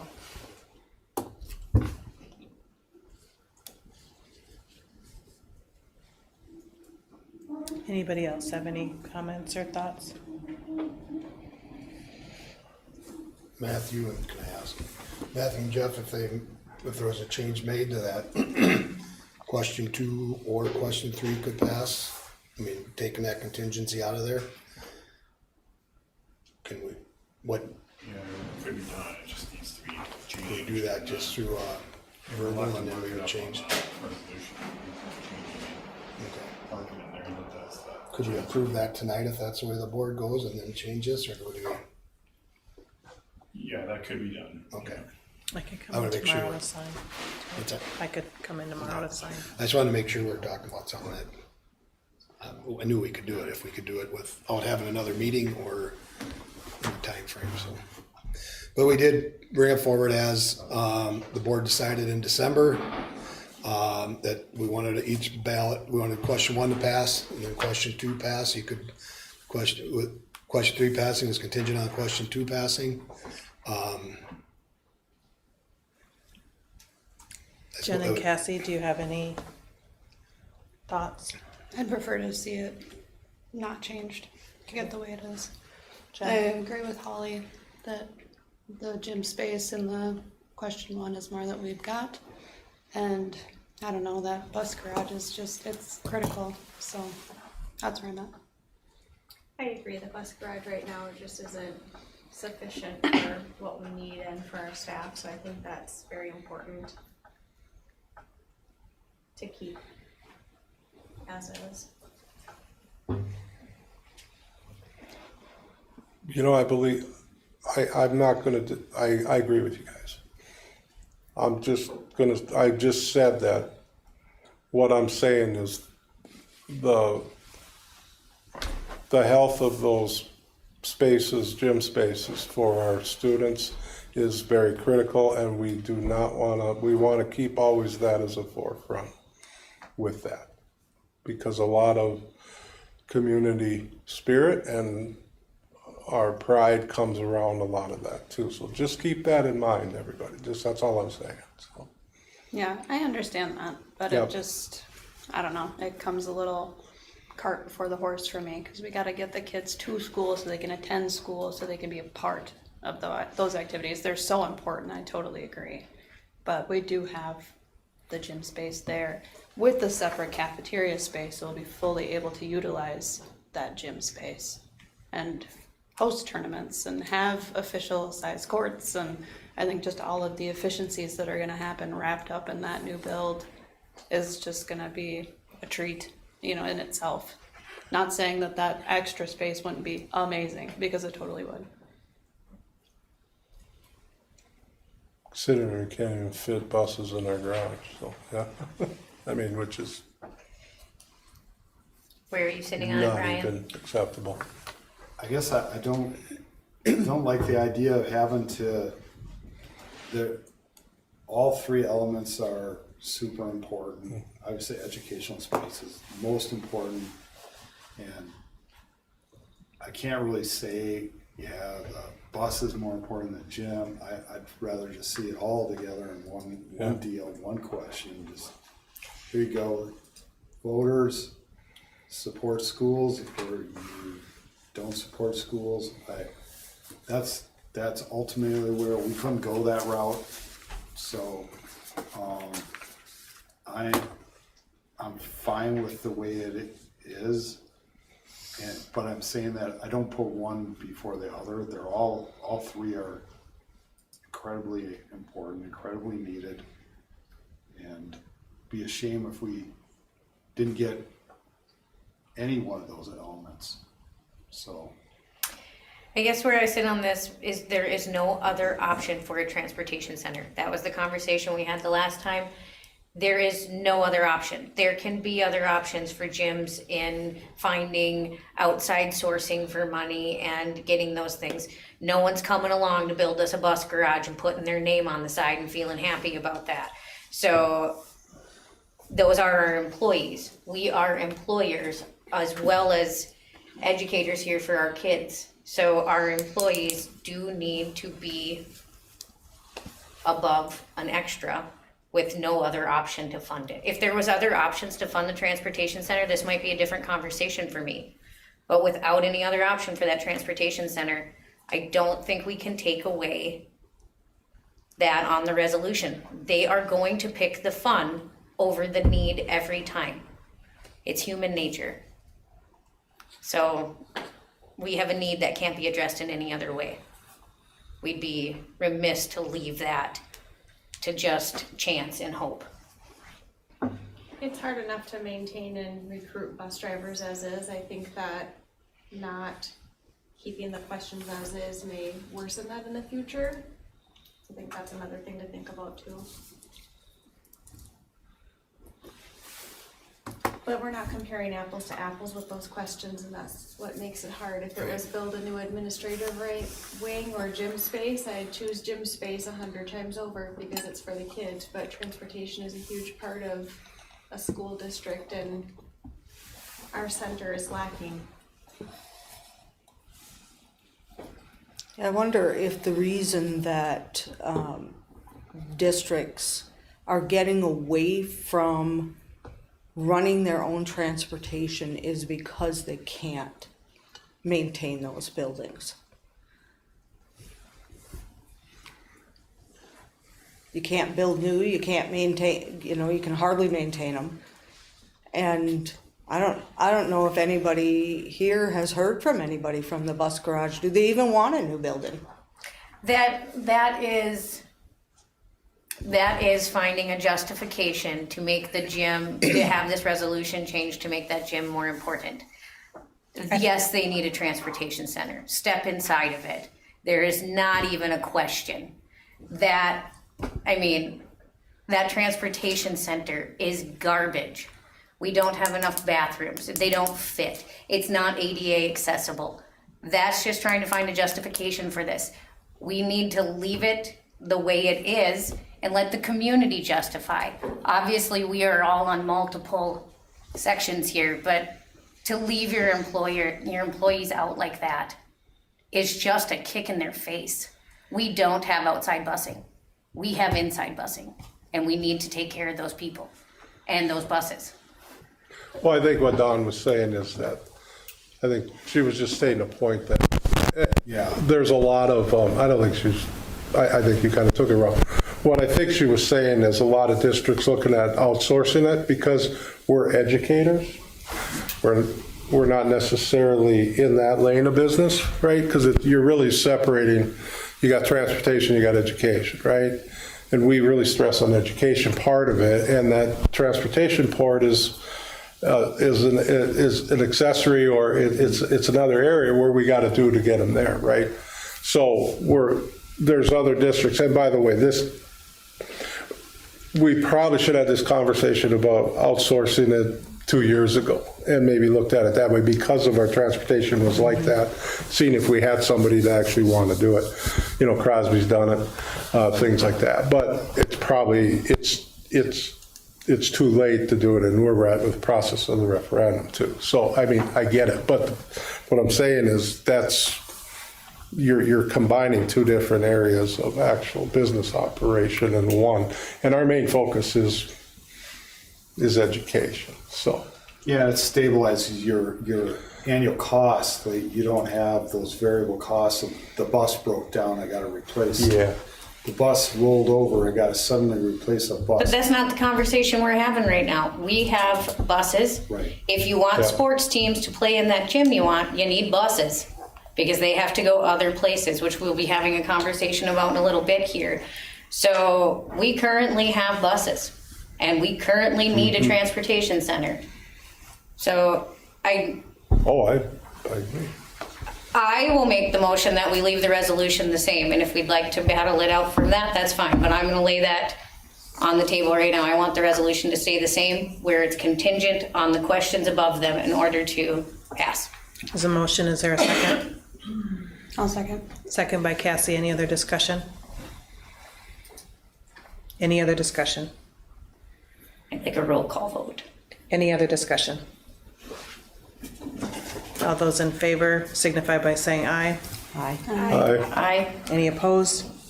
Motion carries with all members voting yes. All right. The next resolution is the official resolution for IRRR requesting or accepting the $5 million that has been allocated to us. So I need a motion and a second and approval to approve that resolution. I'll move that we accept the resolution as written. Motion by Dawn to make application to accept funds from the IRRR school account, bricks and mortar. Is there a I'll second. Second by Holly. Any other discussion? Any other discussion? Again, thank you to the Costin Group for all of their hard work on that. All those in favor signify by saying aye. Aye. Any opposed? Motion carries with all members voting yes. Superintendent search. All right, I'm going to bring Lee Warren from. Aren't you gonna miss this? Yes, greatly. That didn't sound very convincing. Sorry. I'm going to bring in Lee Warren from MSBA. You have the, I'm not very good at doing two things at a time. So you're gonna be behind me? I hope so. There's nothing back there. We gotta turn the screen on. Yeah, I'll get there.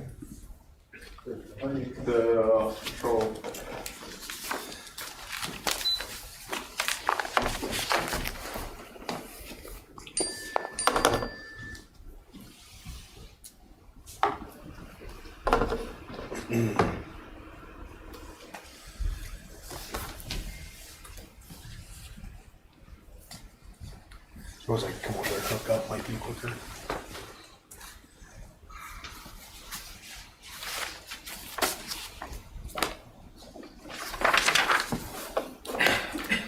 Yeah. I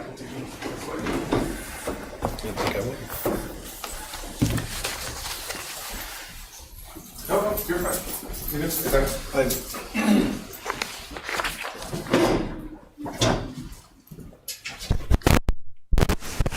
There you go. There it is.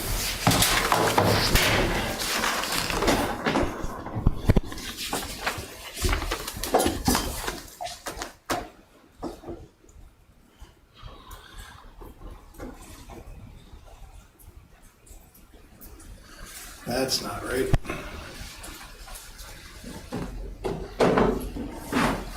Too warm.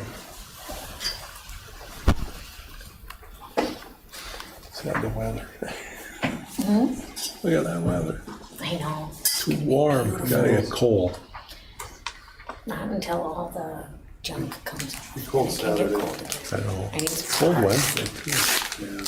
Then for about 2-3 weeks, we'll have winter. Oh, then they're saying warm up. No, I just see 3 weeks after this week is starting Friday. My roof is leaking up this long, so. Yeah, that's what's good. Oh, Thank you. big fingers too. Sure, I don't know if I have the right. We do.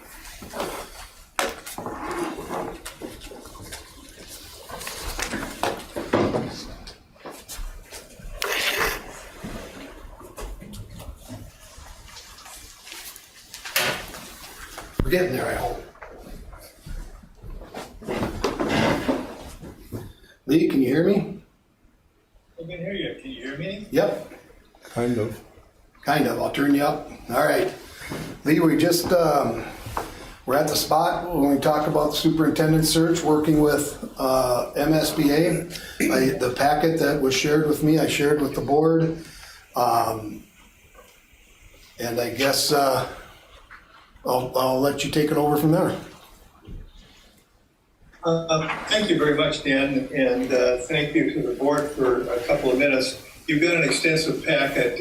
Dorn, who heads up our search services, does a nice job, and the information is right there. A little bit about me. I live in Grand Rapids, and I've done about 60 some of these now.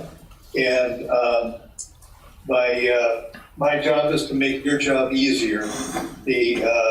Basically what happens in the search is that I will meet with you for a planning meeting where we'll design the big brochure and the timeline and how we do the advertisement and a bunch of details. And then we'll begin an online survey. I just completed a couple of surveys for Crookston and St. Louis County and for Pillager. And we're getting 150 to 200 responses. And each of those reports are about 15 to 20 pages long. It gives you great information about what your community thinks. And it basically is super helpful. We do a search preview meeting where I'll meet with the leaders or all of your staff if they want to online. It's voluntary, and I give them a complete review of what the search will do, what they can expect to have happen during the process. Barb Dorn or Amy Jordan from our office will do a Q&A for the public, where they'll post a time on Zoom that anybody in the community can sign on to, and they'll answer a series of questions about how the search runs. And some people are invited to submit questions. They'll address those live. And then that'll be recorded and given to you to place on your website so anybody can look at it at any time. We do all the advertisement for the process. As a matter of fact, Dan has probably gotten some emails about various openings around the state that get sent out to every district and to all kinds of special aid cooperatives and other groups around the state. The main site for advertisement is the School Board Association, but also the Superintendent's Association, Ed Post, and some other places. We do all of the back office work by way of an electronic advertising and application system called Revelous. It was created by the Ohio State School Board, and about 24 or 25 states now use that system, school boards, to do their superintendent hire. We do all of the background work. We vet the candidates. We interview them, and then we put together, a group of people like me have put together some recommendations for you based upon what you said that is your leadership profile. These are the characteristics that we want in a superintendent. And so then we'll come to you and say, you had X number, let's say 10, I'm just picking that number out of the air, 10 applicants. Here are 4 or 5 that we think match your criteria really well. You can choose them to interview or choose anybody you like. These are just our expertise and what we see. MSBA, all the districts have made belong to MSBA, and as a result, if we don't know an administrator personally, we know somebody who knows them. So that's a real advantage for boards in terms of getting a good read on candidates. And I used to run a national association for the cooperatives around the country. There's 600 agencies. There are like 12 or 13 in Minnesota. And so I still have national contacts that I reach out when candidates from other states apply as well. So then we will do interview training with the board. I'll meet with you and go through what you can expect in the process and how it might work. And then I'll meet with you to do the candidate selection, where you'll talk about candidates. Now, the nice thing about MSBA and our online system, Revelous, is that you get to see the candidates' papers, every piece of paper for all candidates, from the beginning of the availability to you all the way through the process. So you can see their letter of application, their resume, their work history, their education history, letters of reference, licensure, everything that we see, you get to see. We will then work with you to select the candidates, and then I would do all of the coordination of the interviews, from the contacting with the candidates and working out the logistics on your end. And then I'll be with you for all of the interviews to walk the candidates through as we meet with them.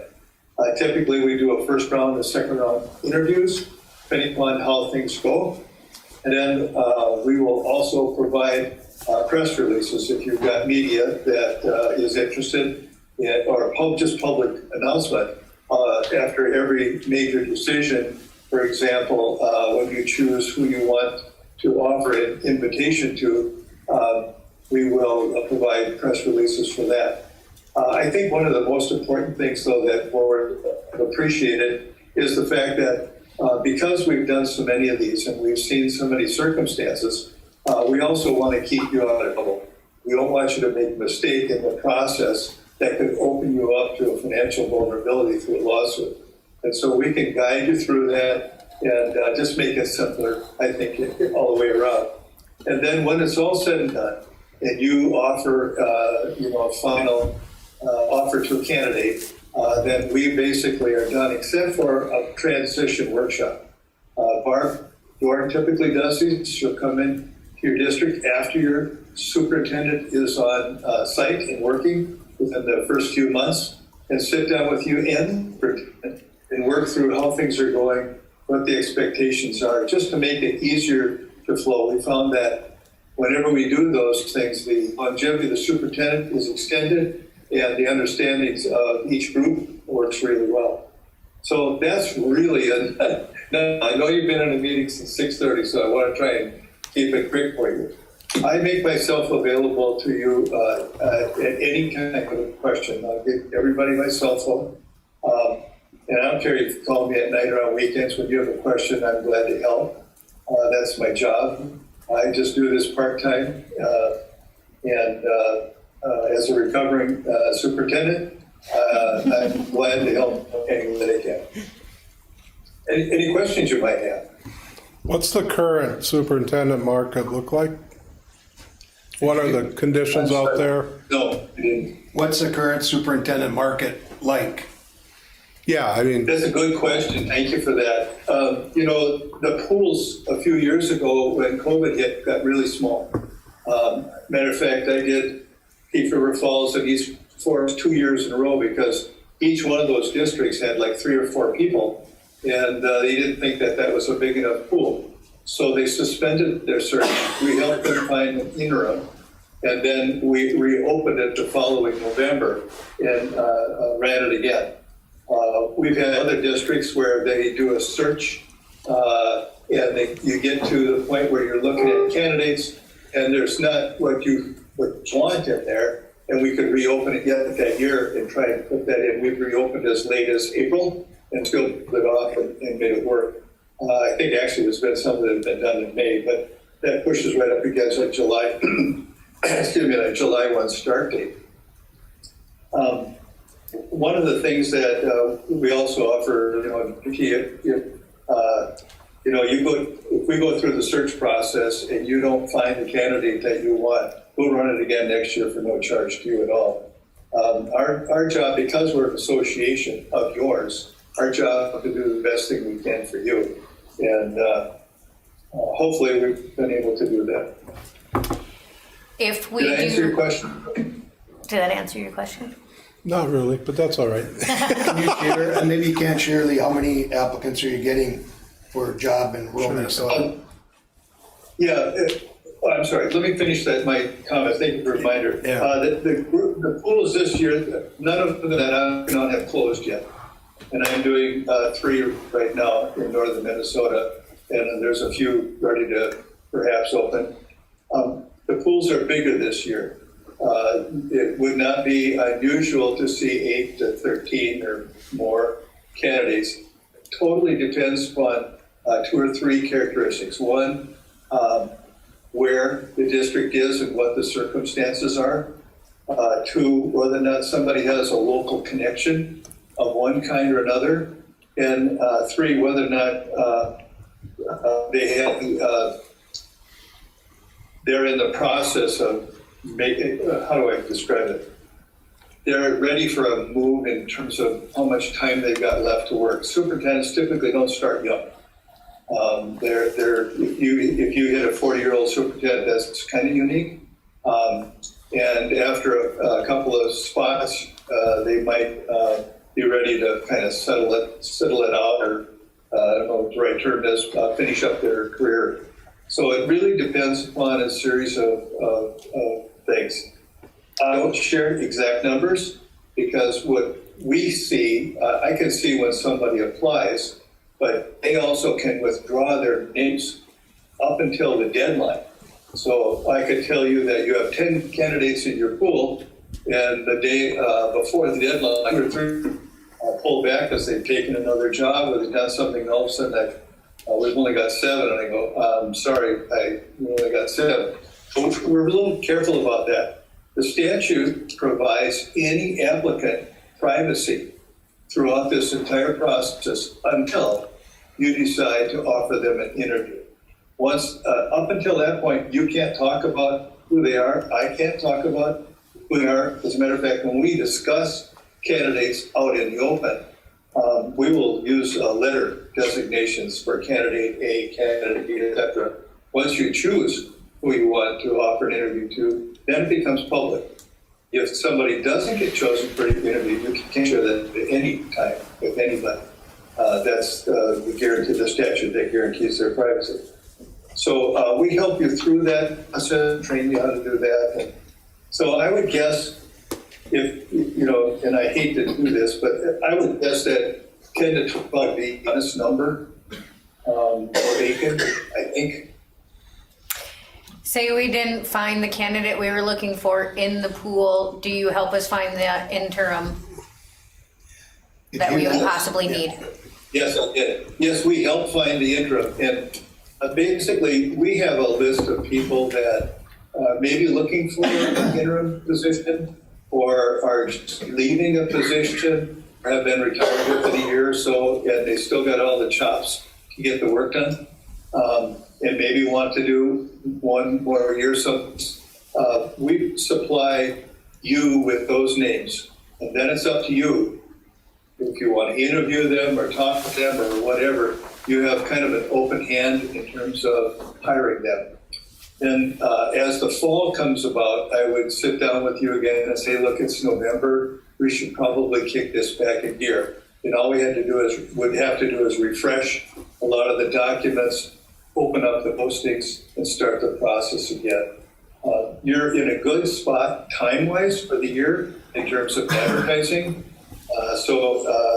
I'm positive that things will turn out well, but if it doesn't, we will take care of it.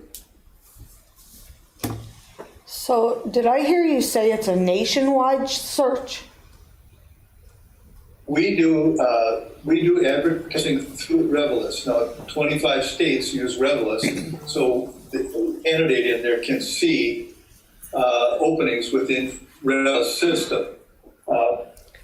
95 or better % of the candidates that apply to this District of Minnesota are Minnesota residents, or the remaining percentage are people that were Minnesotans that live in Idaho and they want to get back home to family or whatever. We see that regularly, and they're Minnesotans that work somewhere else for a while.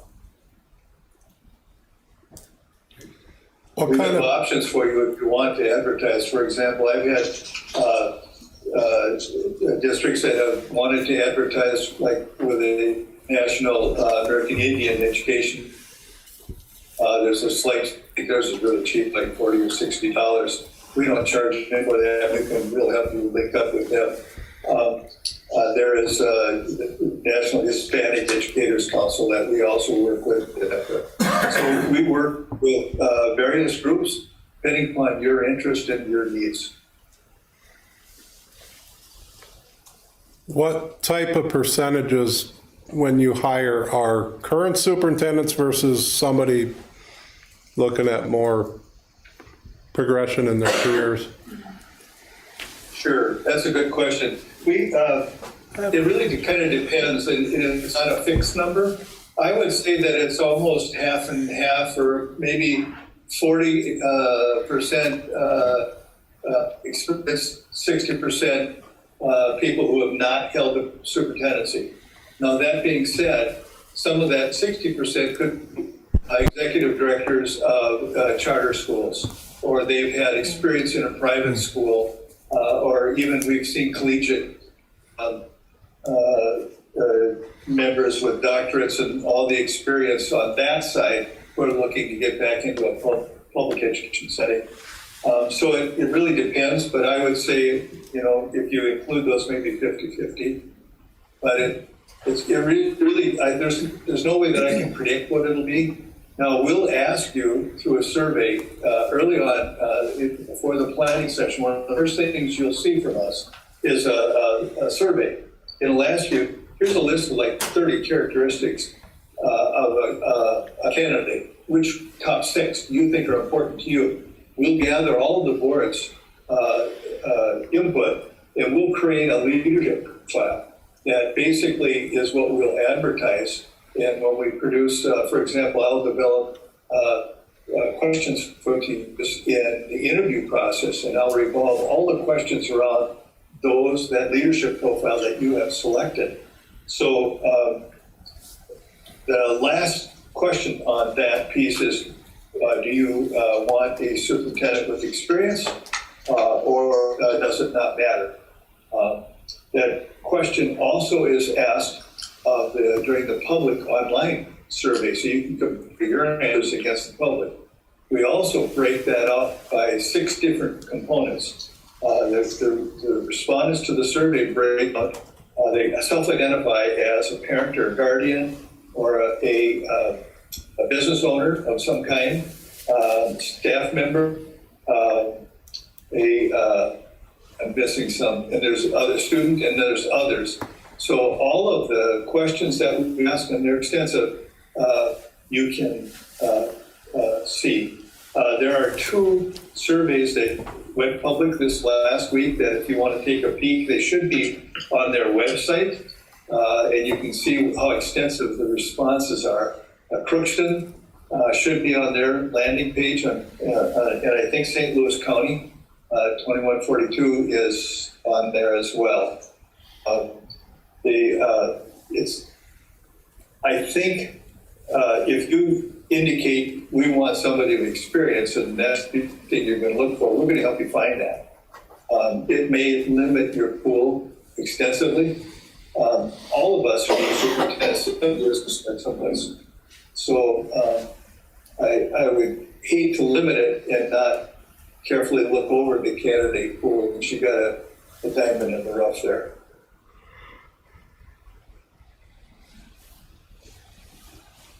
Any other questions?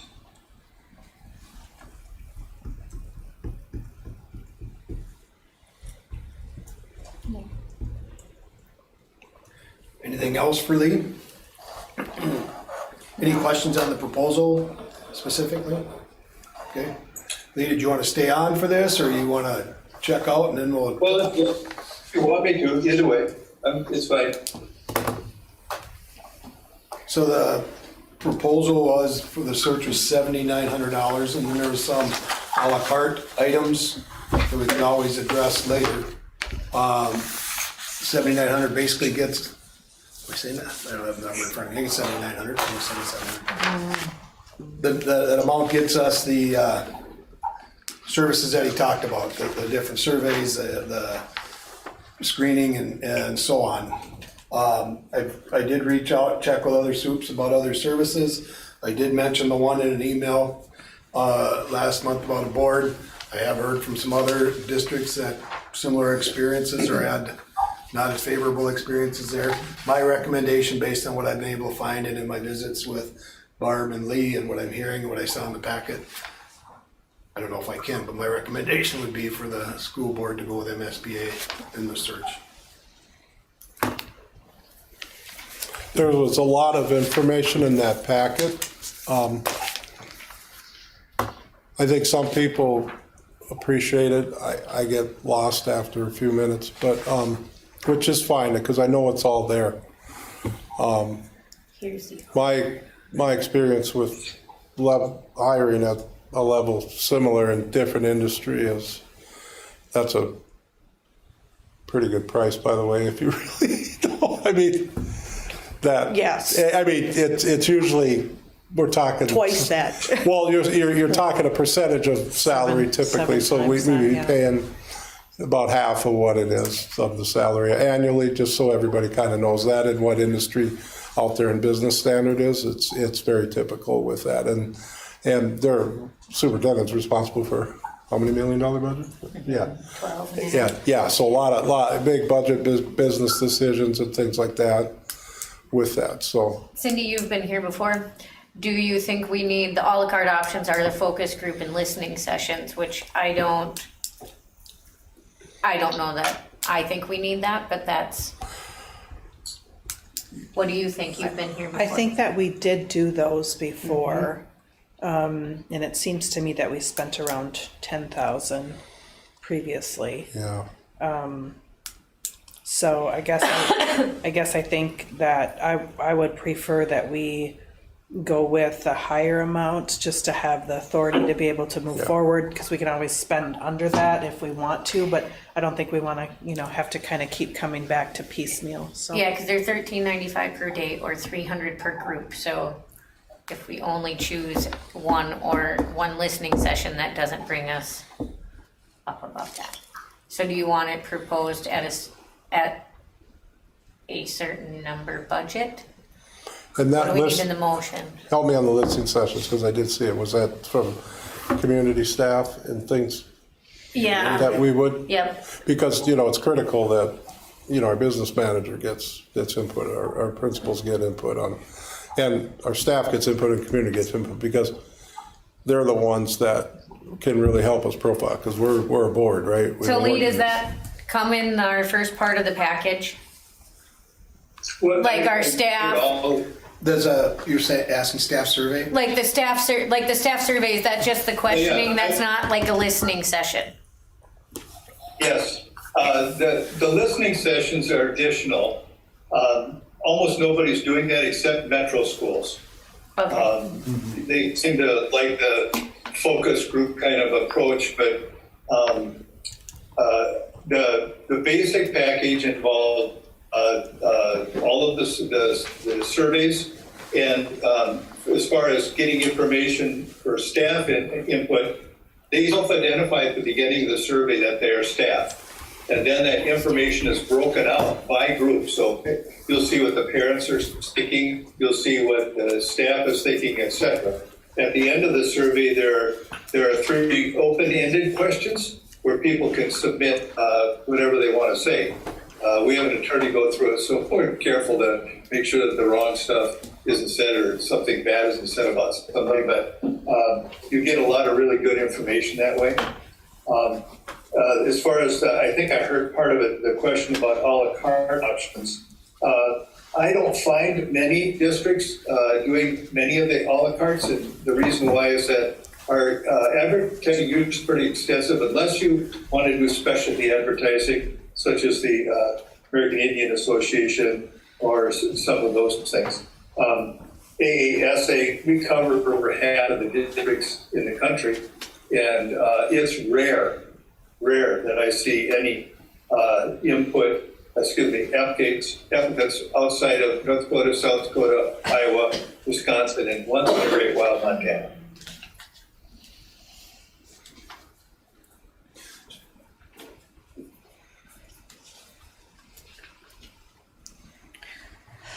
I think we should pass a motion that has a specific dollar amount in it, like 12,000, cap it at 12,000, 15,000, whatever it is. And I wonder, on the background checks, it says here that they're national background checks. Okay. Yeah, there are 2 things as far as background. We vet candidates. Our team of people spend a lot of time, and I do too, running down candidates, running down information.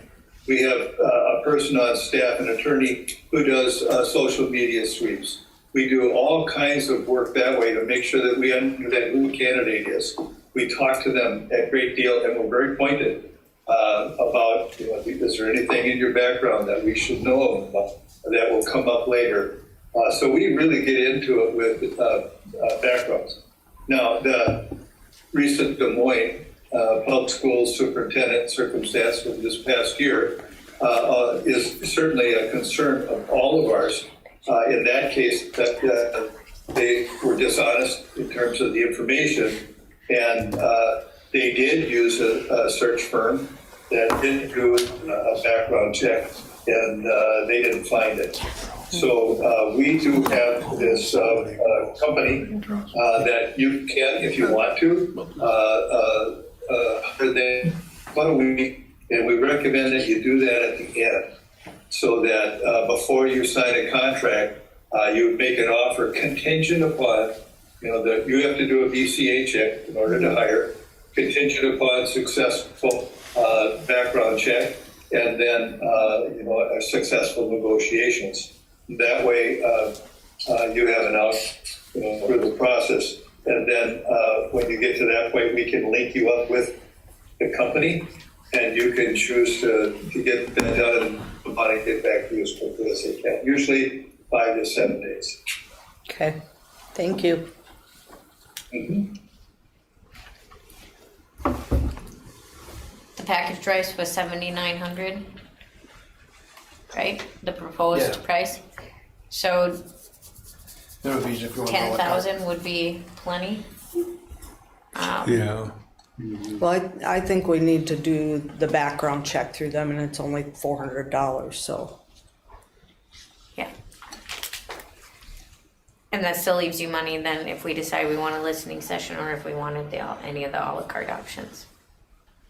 So I'll make a motion that we move forward with MSBA with a budget of $10,000 for our superintendent search. Not necessary that we have to spend the 10,000, but accept this proposal and leaving money for a la carte. So not to exceed. Not yet. The motion on the table, is there a second? I'll second. Second by Brian. Got Any more discussion? I have I'm like running through numbers in my head. So at 10,000, at 7,900, and then if we add in the 400, we're at 8,300 already. If we want to have any kind of public involvement, it's going to cost us $1,400. And Or 300 per group. That's an entire day.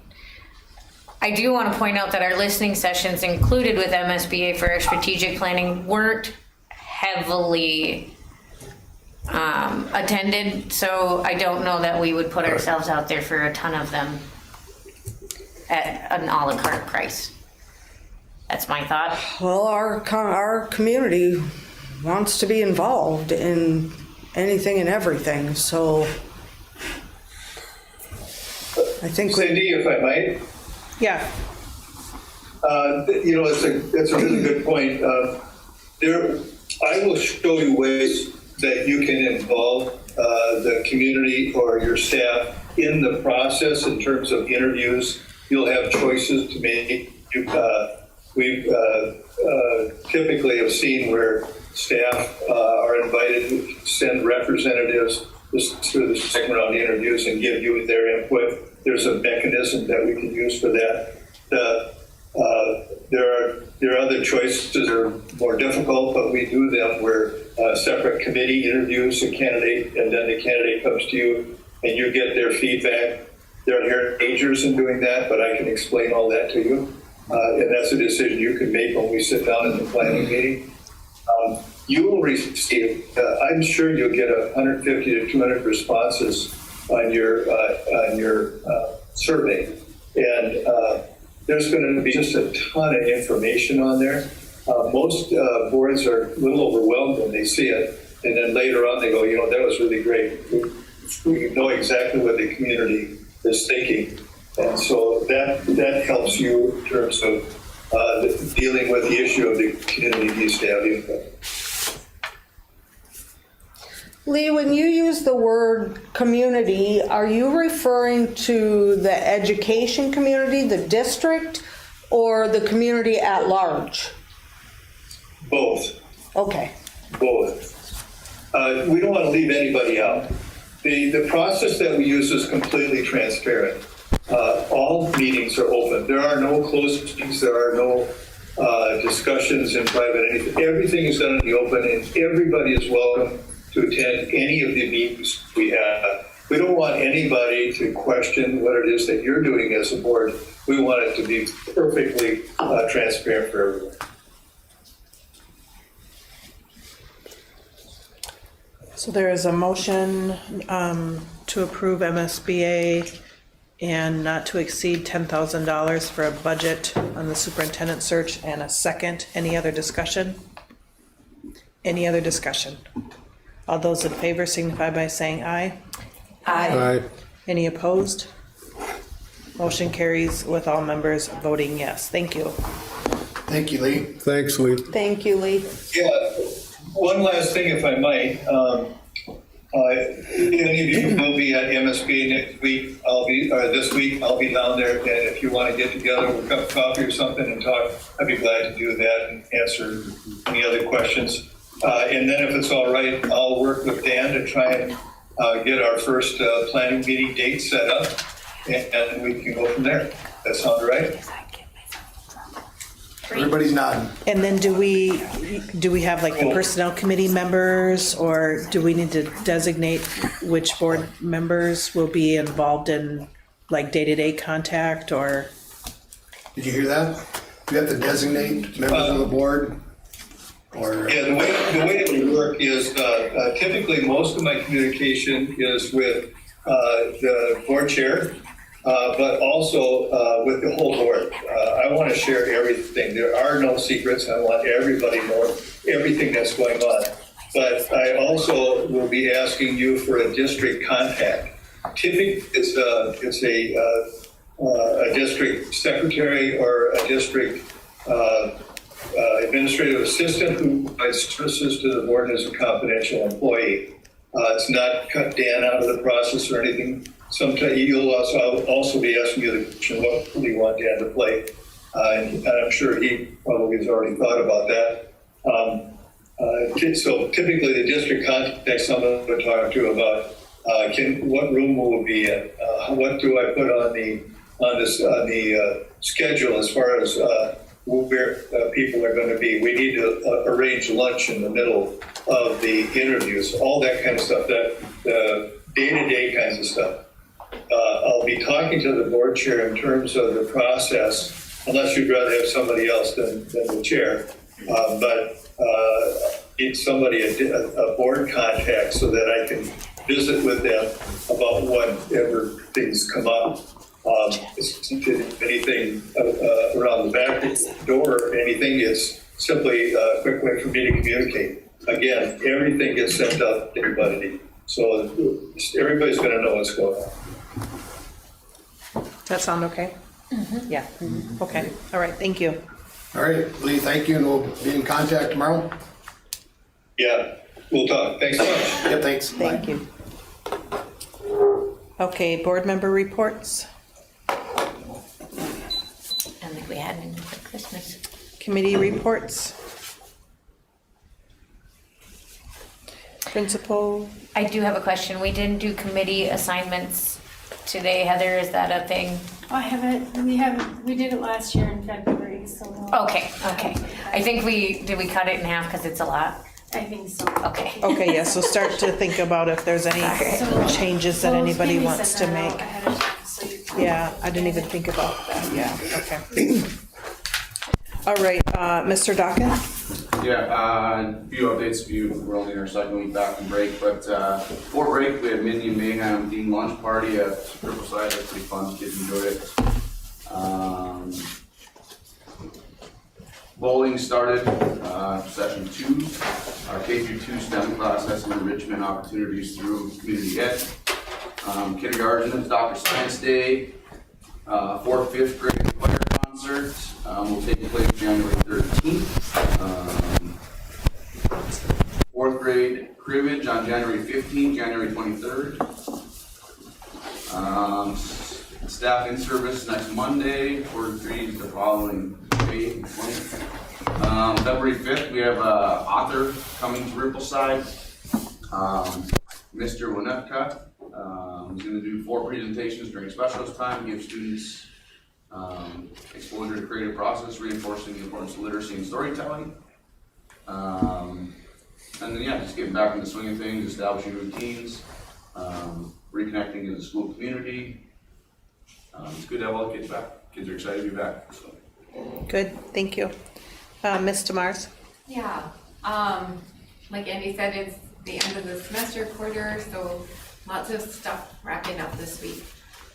We have in-service next Monday, and grading and lots of fun things. The Ag Department received MAELC AFNR education grant for $6,700, so that will be used towards the Ag and Welding Shop for new supplies. Nice. And things like that. The choir department had a super busy December. They were everywhere. They were the Madrigals. They went to the United Methodist Church for their yearly event. On Monday, December 8th, we had our 7th and 8th grade choir. And on Wednesday, December 17th, we had our 9/12 holiday concert. They were all fantastic. They just did such a nice job. Just so proud of the kids. It's just amazing how many kids are involved in stuff. And so it's just so fun. I just went downstairs tonight to watch the dancers perform, and just incredible talent we have here. Just really fun. Friday, December 19th, the Madrigals and the Handbells spent the day ringing all over the community, going different places. The 40 Club was generous enough to provide them lunch, so thank you to them.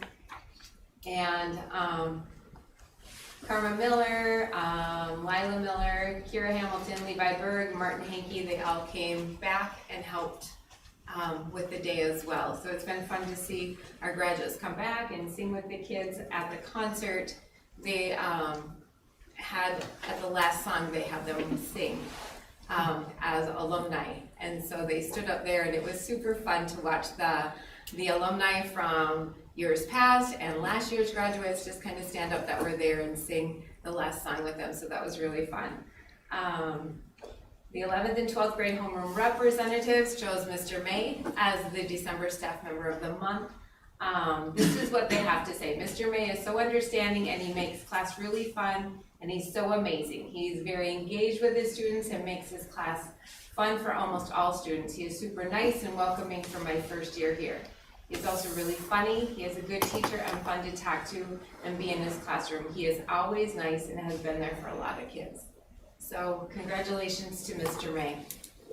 I think that's really nice. I know that he hand writes very long letters for each of his students at the end of the year, and I know that those have been some of the most treasured possessions that my kids and other kids have kept over the years, and so it's nice that students are giving back, right? It is. Yeah. It is so fun it is really hard. We got 5 pages of nominations this month from students that nominated. And it was so cool.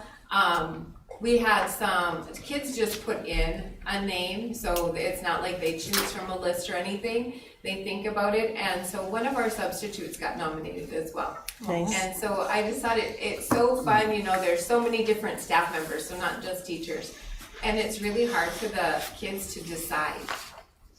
So we've kind of defined our technique, because it's not always about the number of people that get nominated, how many votes they get, but it's really about the why that really sticks out to the 11th and 12th grade students that help determine who that staff member is going to be. Yeah. So it's really fun. Good, thank you. Yeah. All right, Mr. Henriksen? I was gonna give you guys a little handout that I have. Since we have changed conferences to the Great River Conference, junior high basketball is becoming a real hard thing to schedule because they are splitting seasons. So what I'm proposing, and what I don't think we really have an option for moving forward, is that we're going to have to split the season between girls and boys. It will really only take probably about 4 weeks out of their season. And it will still give them, right now with the approximate days, 48 and 47 days, they'll still get the same amount of games in that same amount of period. There's a lot of reasons for it from the different schools. Busing's becoming a huge problem trying to get, and when we're looking at keeping the season going, we're looking at putting junior high kids on a bus for an hour and a half one direction to get those games in the final weeks, because nobody around here is scheduling games. Their season is done. Coaching is a problem where if we split it, a lot of times one coach could coach girls and then coach boys as well. So we would have coaches at both levels. And then, as we all know, gym space is definitely a tough thing. Nobody wants to see junior high kids practicing late, but I also can't have the high school kids practicing late every time they have homework as well. So I'm just throwing it out there right now, but it looks like that's probably what we're going to have to do. I don't even think it's an option at this point because no one else is doing what we're doing. This will be next season? Next season, yep. So Jim, is part of the reason because we don't schedule on Wednesdays? No, nobody don't really play uses into it. Wednesdays Okay. at all. Everybody Okay. really tries to stay away from Wednesdays at all costs of staying. Sure. We try to stay away from that at the high school level, at all levels as well. It's just that there's not enough gym space. They're so limited with teams. The numbers are getting smaller. Sure. A lot of teams, like we have one girls team. Hinckley has one boys team. Like how many of these teams don't have two teams? Sure. So we're trying to extend games to an extra half, or our team will play 2 games because they have 2 games. So numbers are definitely becoming a problem for all schools at the junior high level, especially so. Well, how long do they go this year? So there's no comparison. It's about 28 days difference this year. So about a month difference. So, and what most schools have done is then what they go off is if the girls are still, say if we ended the girls season early, most schools have went off and played in some individual tournaments, on their own, just not representative of the school. That way parents can drive them and they can choose to play in those. Some of them end. I mean, most of our athletes here are also in JO volleyball and everything else. So it's not that they're not in sports. They usually are playing 2 to 3 at the same time, especially at the junior high level. Well, and I could see where this could help with kids that are in other things, like One Act and. Exactly, because what we're doing, like a lot of times, is making kids choose. And the winter season, if not everybody, is brutally long. It is the longest season by far. So, and I mean, junior high to play basketball for 5 months or 4 months is a long, long season to practice. So. Have you had discussions with anybody on the basketball boosters on this? I've talked to coaches, I've talked to the head coaches, I've talked to the junior high coaches. I've talked to some parents about it. I mean, we don't have a whole lot of options. Yeah. So- Say we're only there's only 2 teams. There's only 2 teams, and the other team has already passed theirs that they are going to do the split season You're next the year. booster quarterbacks. Yeah, I'm at quarterbacks tomorrow or Wednesday, and I'm going to bring it up to them as well in my presentations to them as well. Yeah, because they would probably extend seasons with their kids, I would assume, in tournaments and things like that. Absolutely, and most of those coaches are part of the boosters squads already, and they said so we could play additional games. I'm like, yeah, and it's easier because now I'm not trying to get you a bus, and I'm not trying to do all those kind of things, and you can do your own thing at that time as well. So that will be totally up to them, and then we'll just have cutoff dates so they know at this time that's gonna be the last game I schedule, and then they can move forward with any games.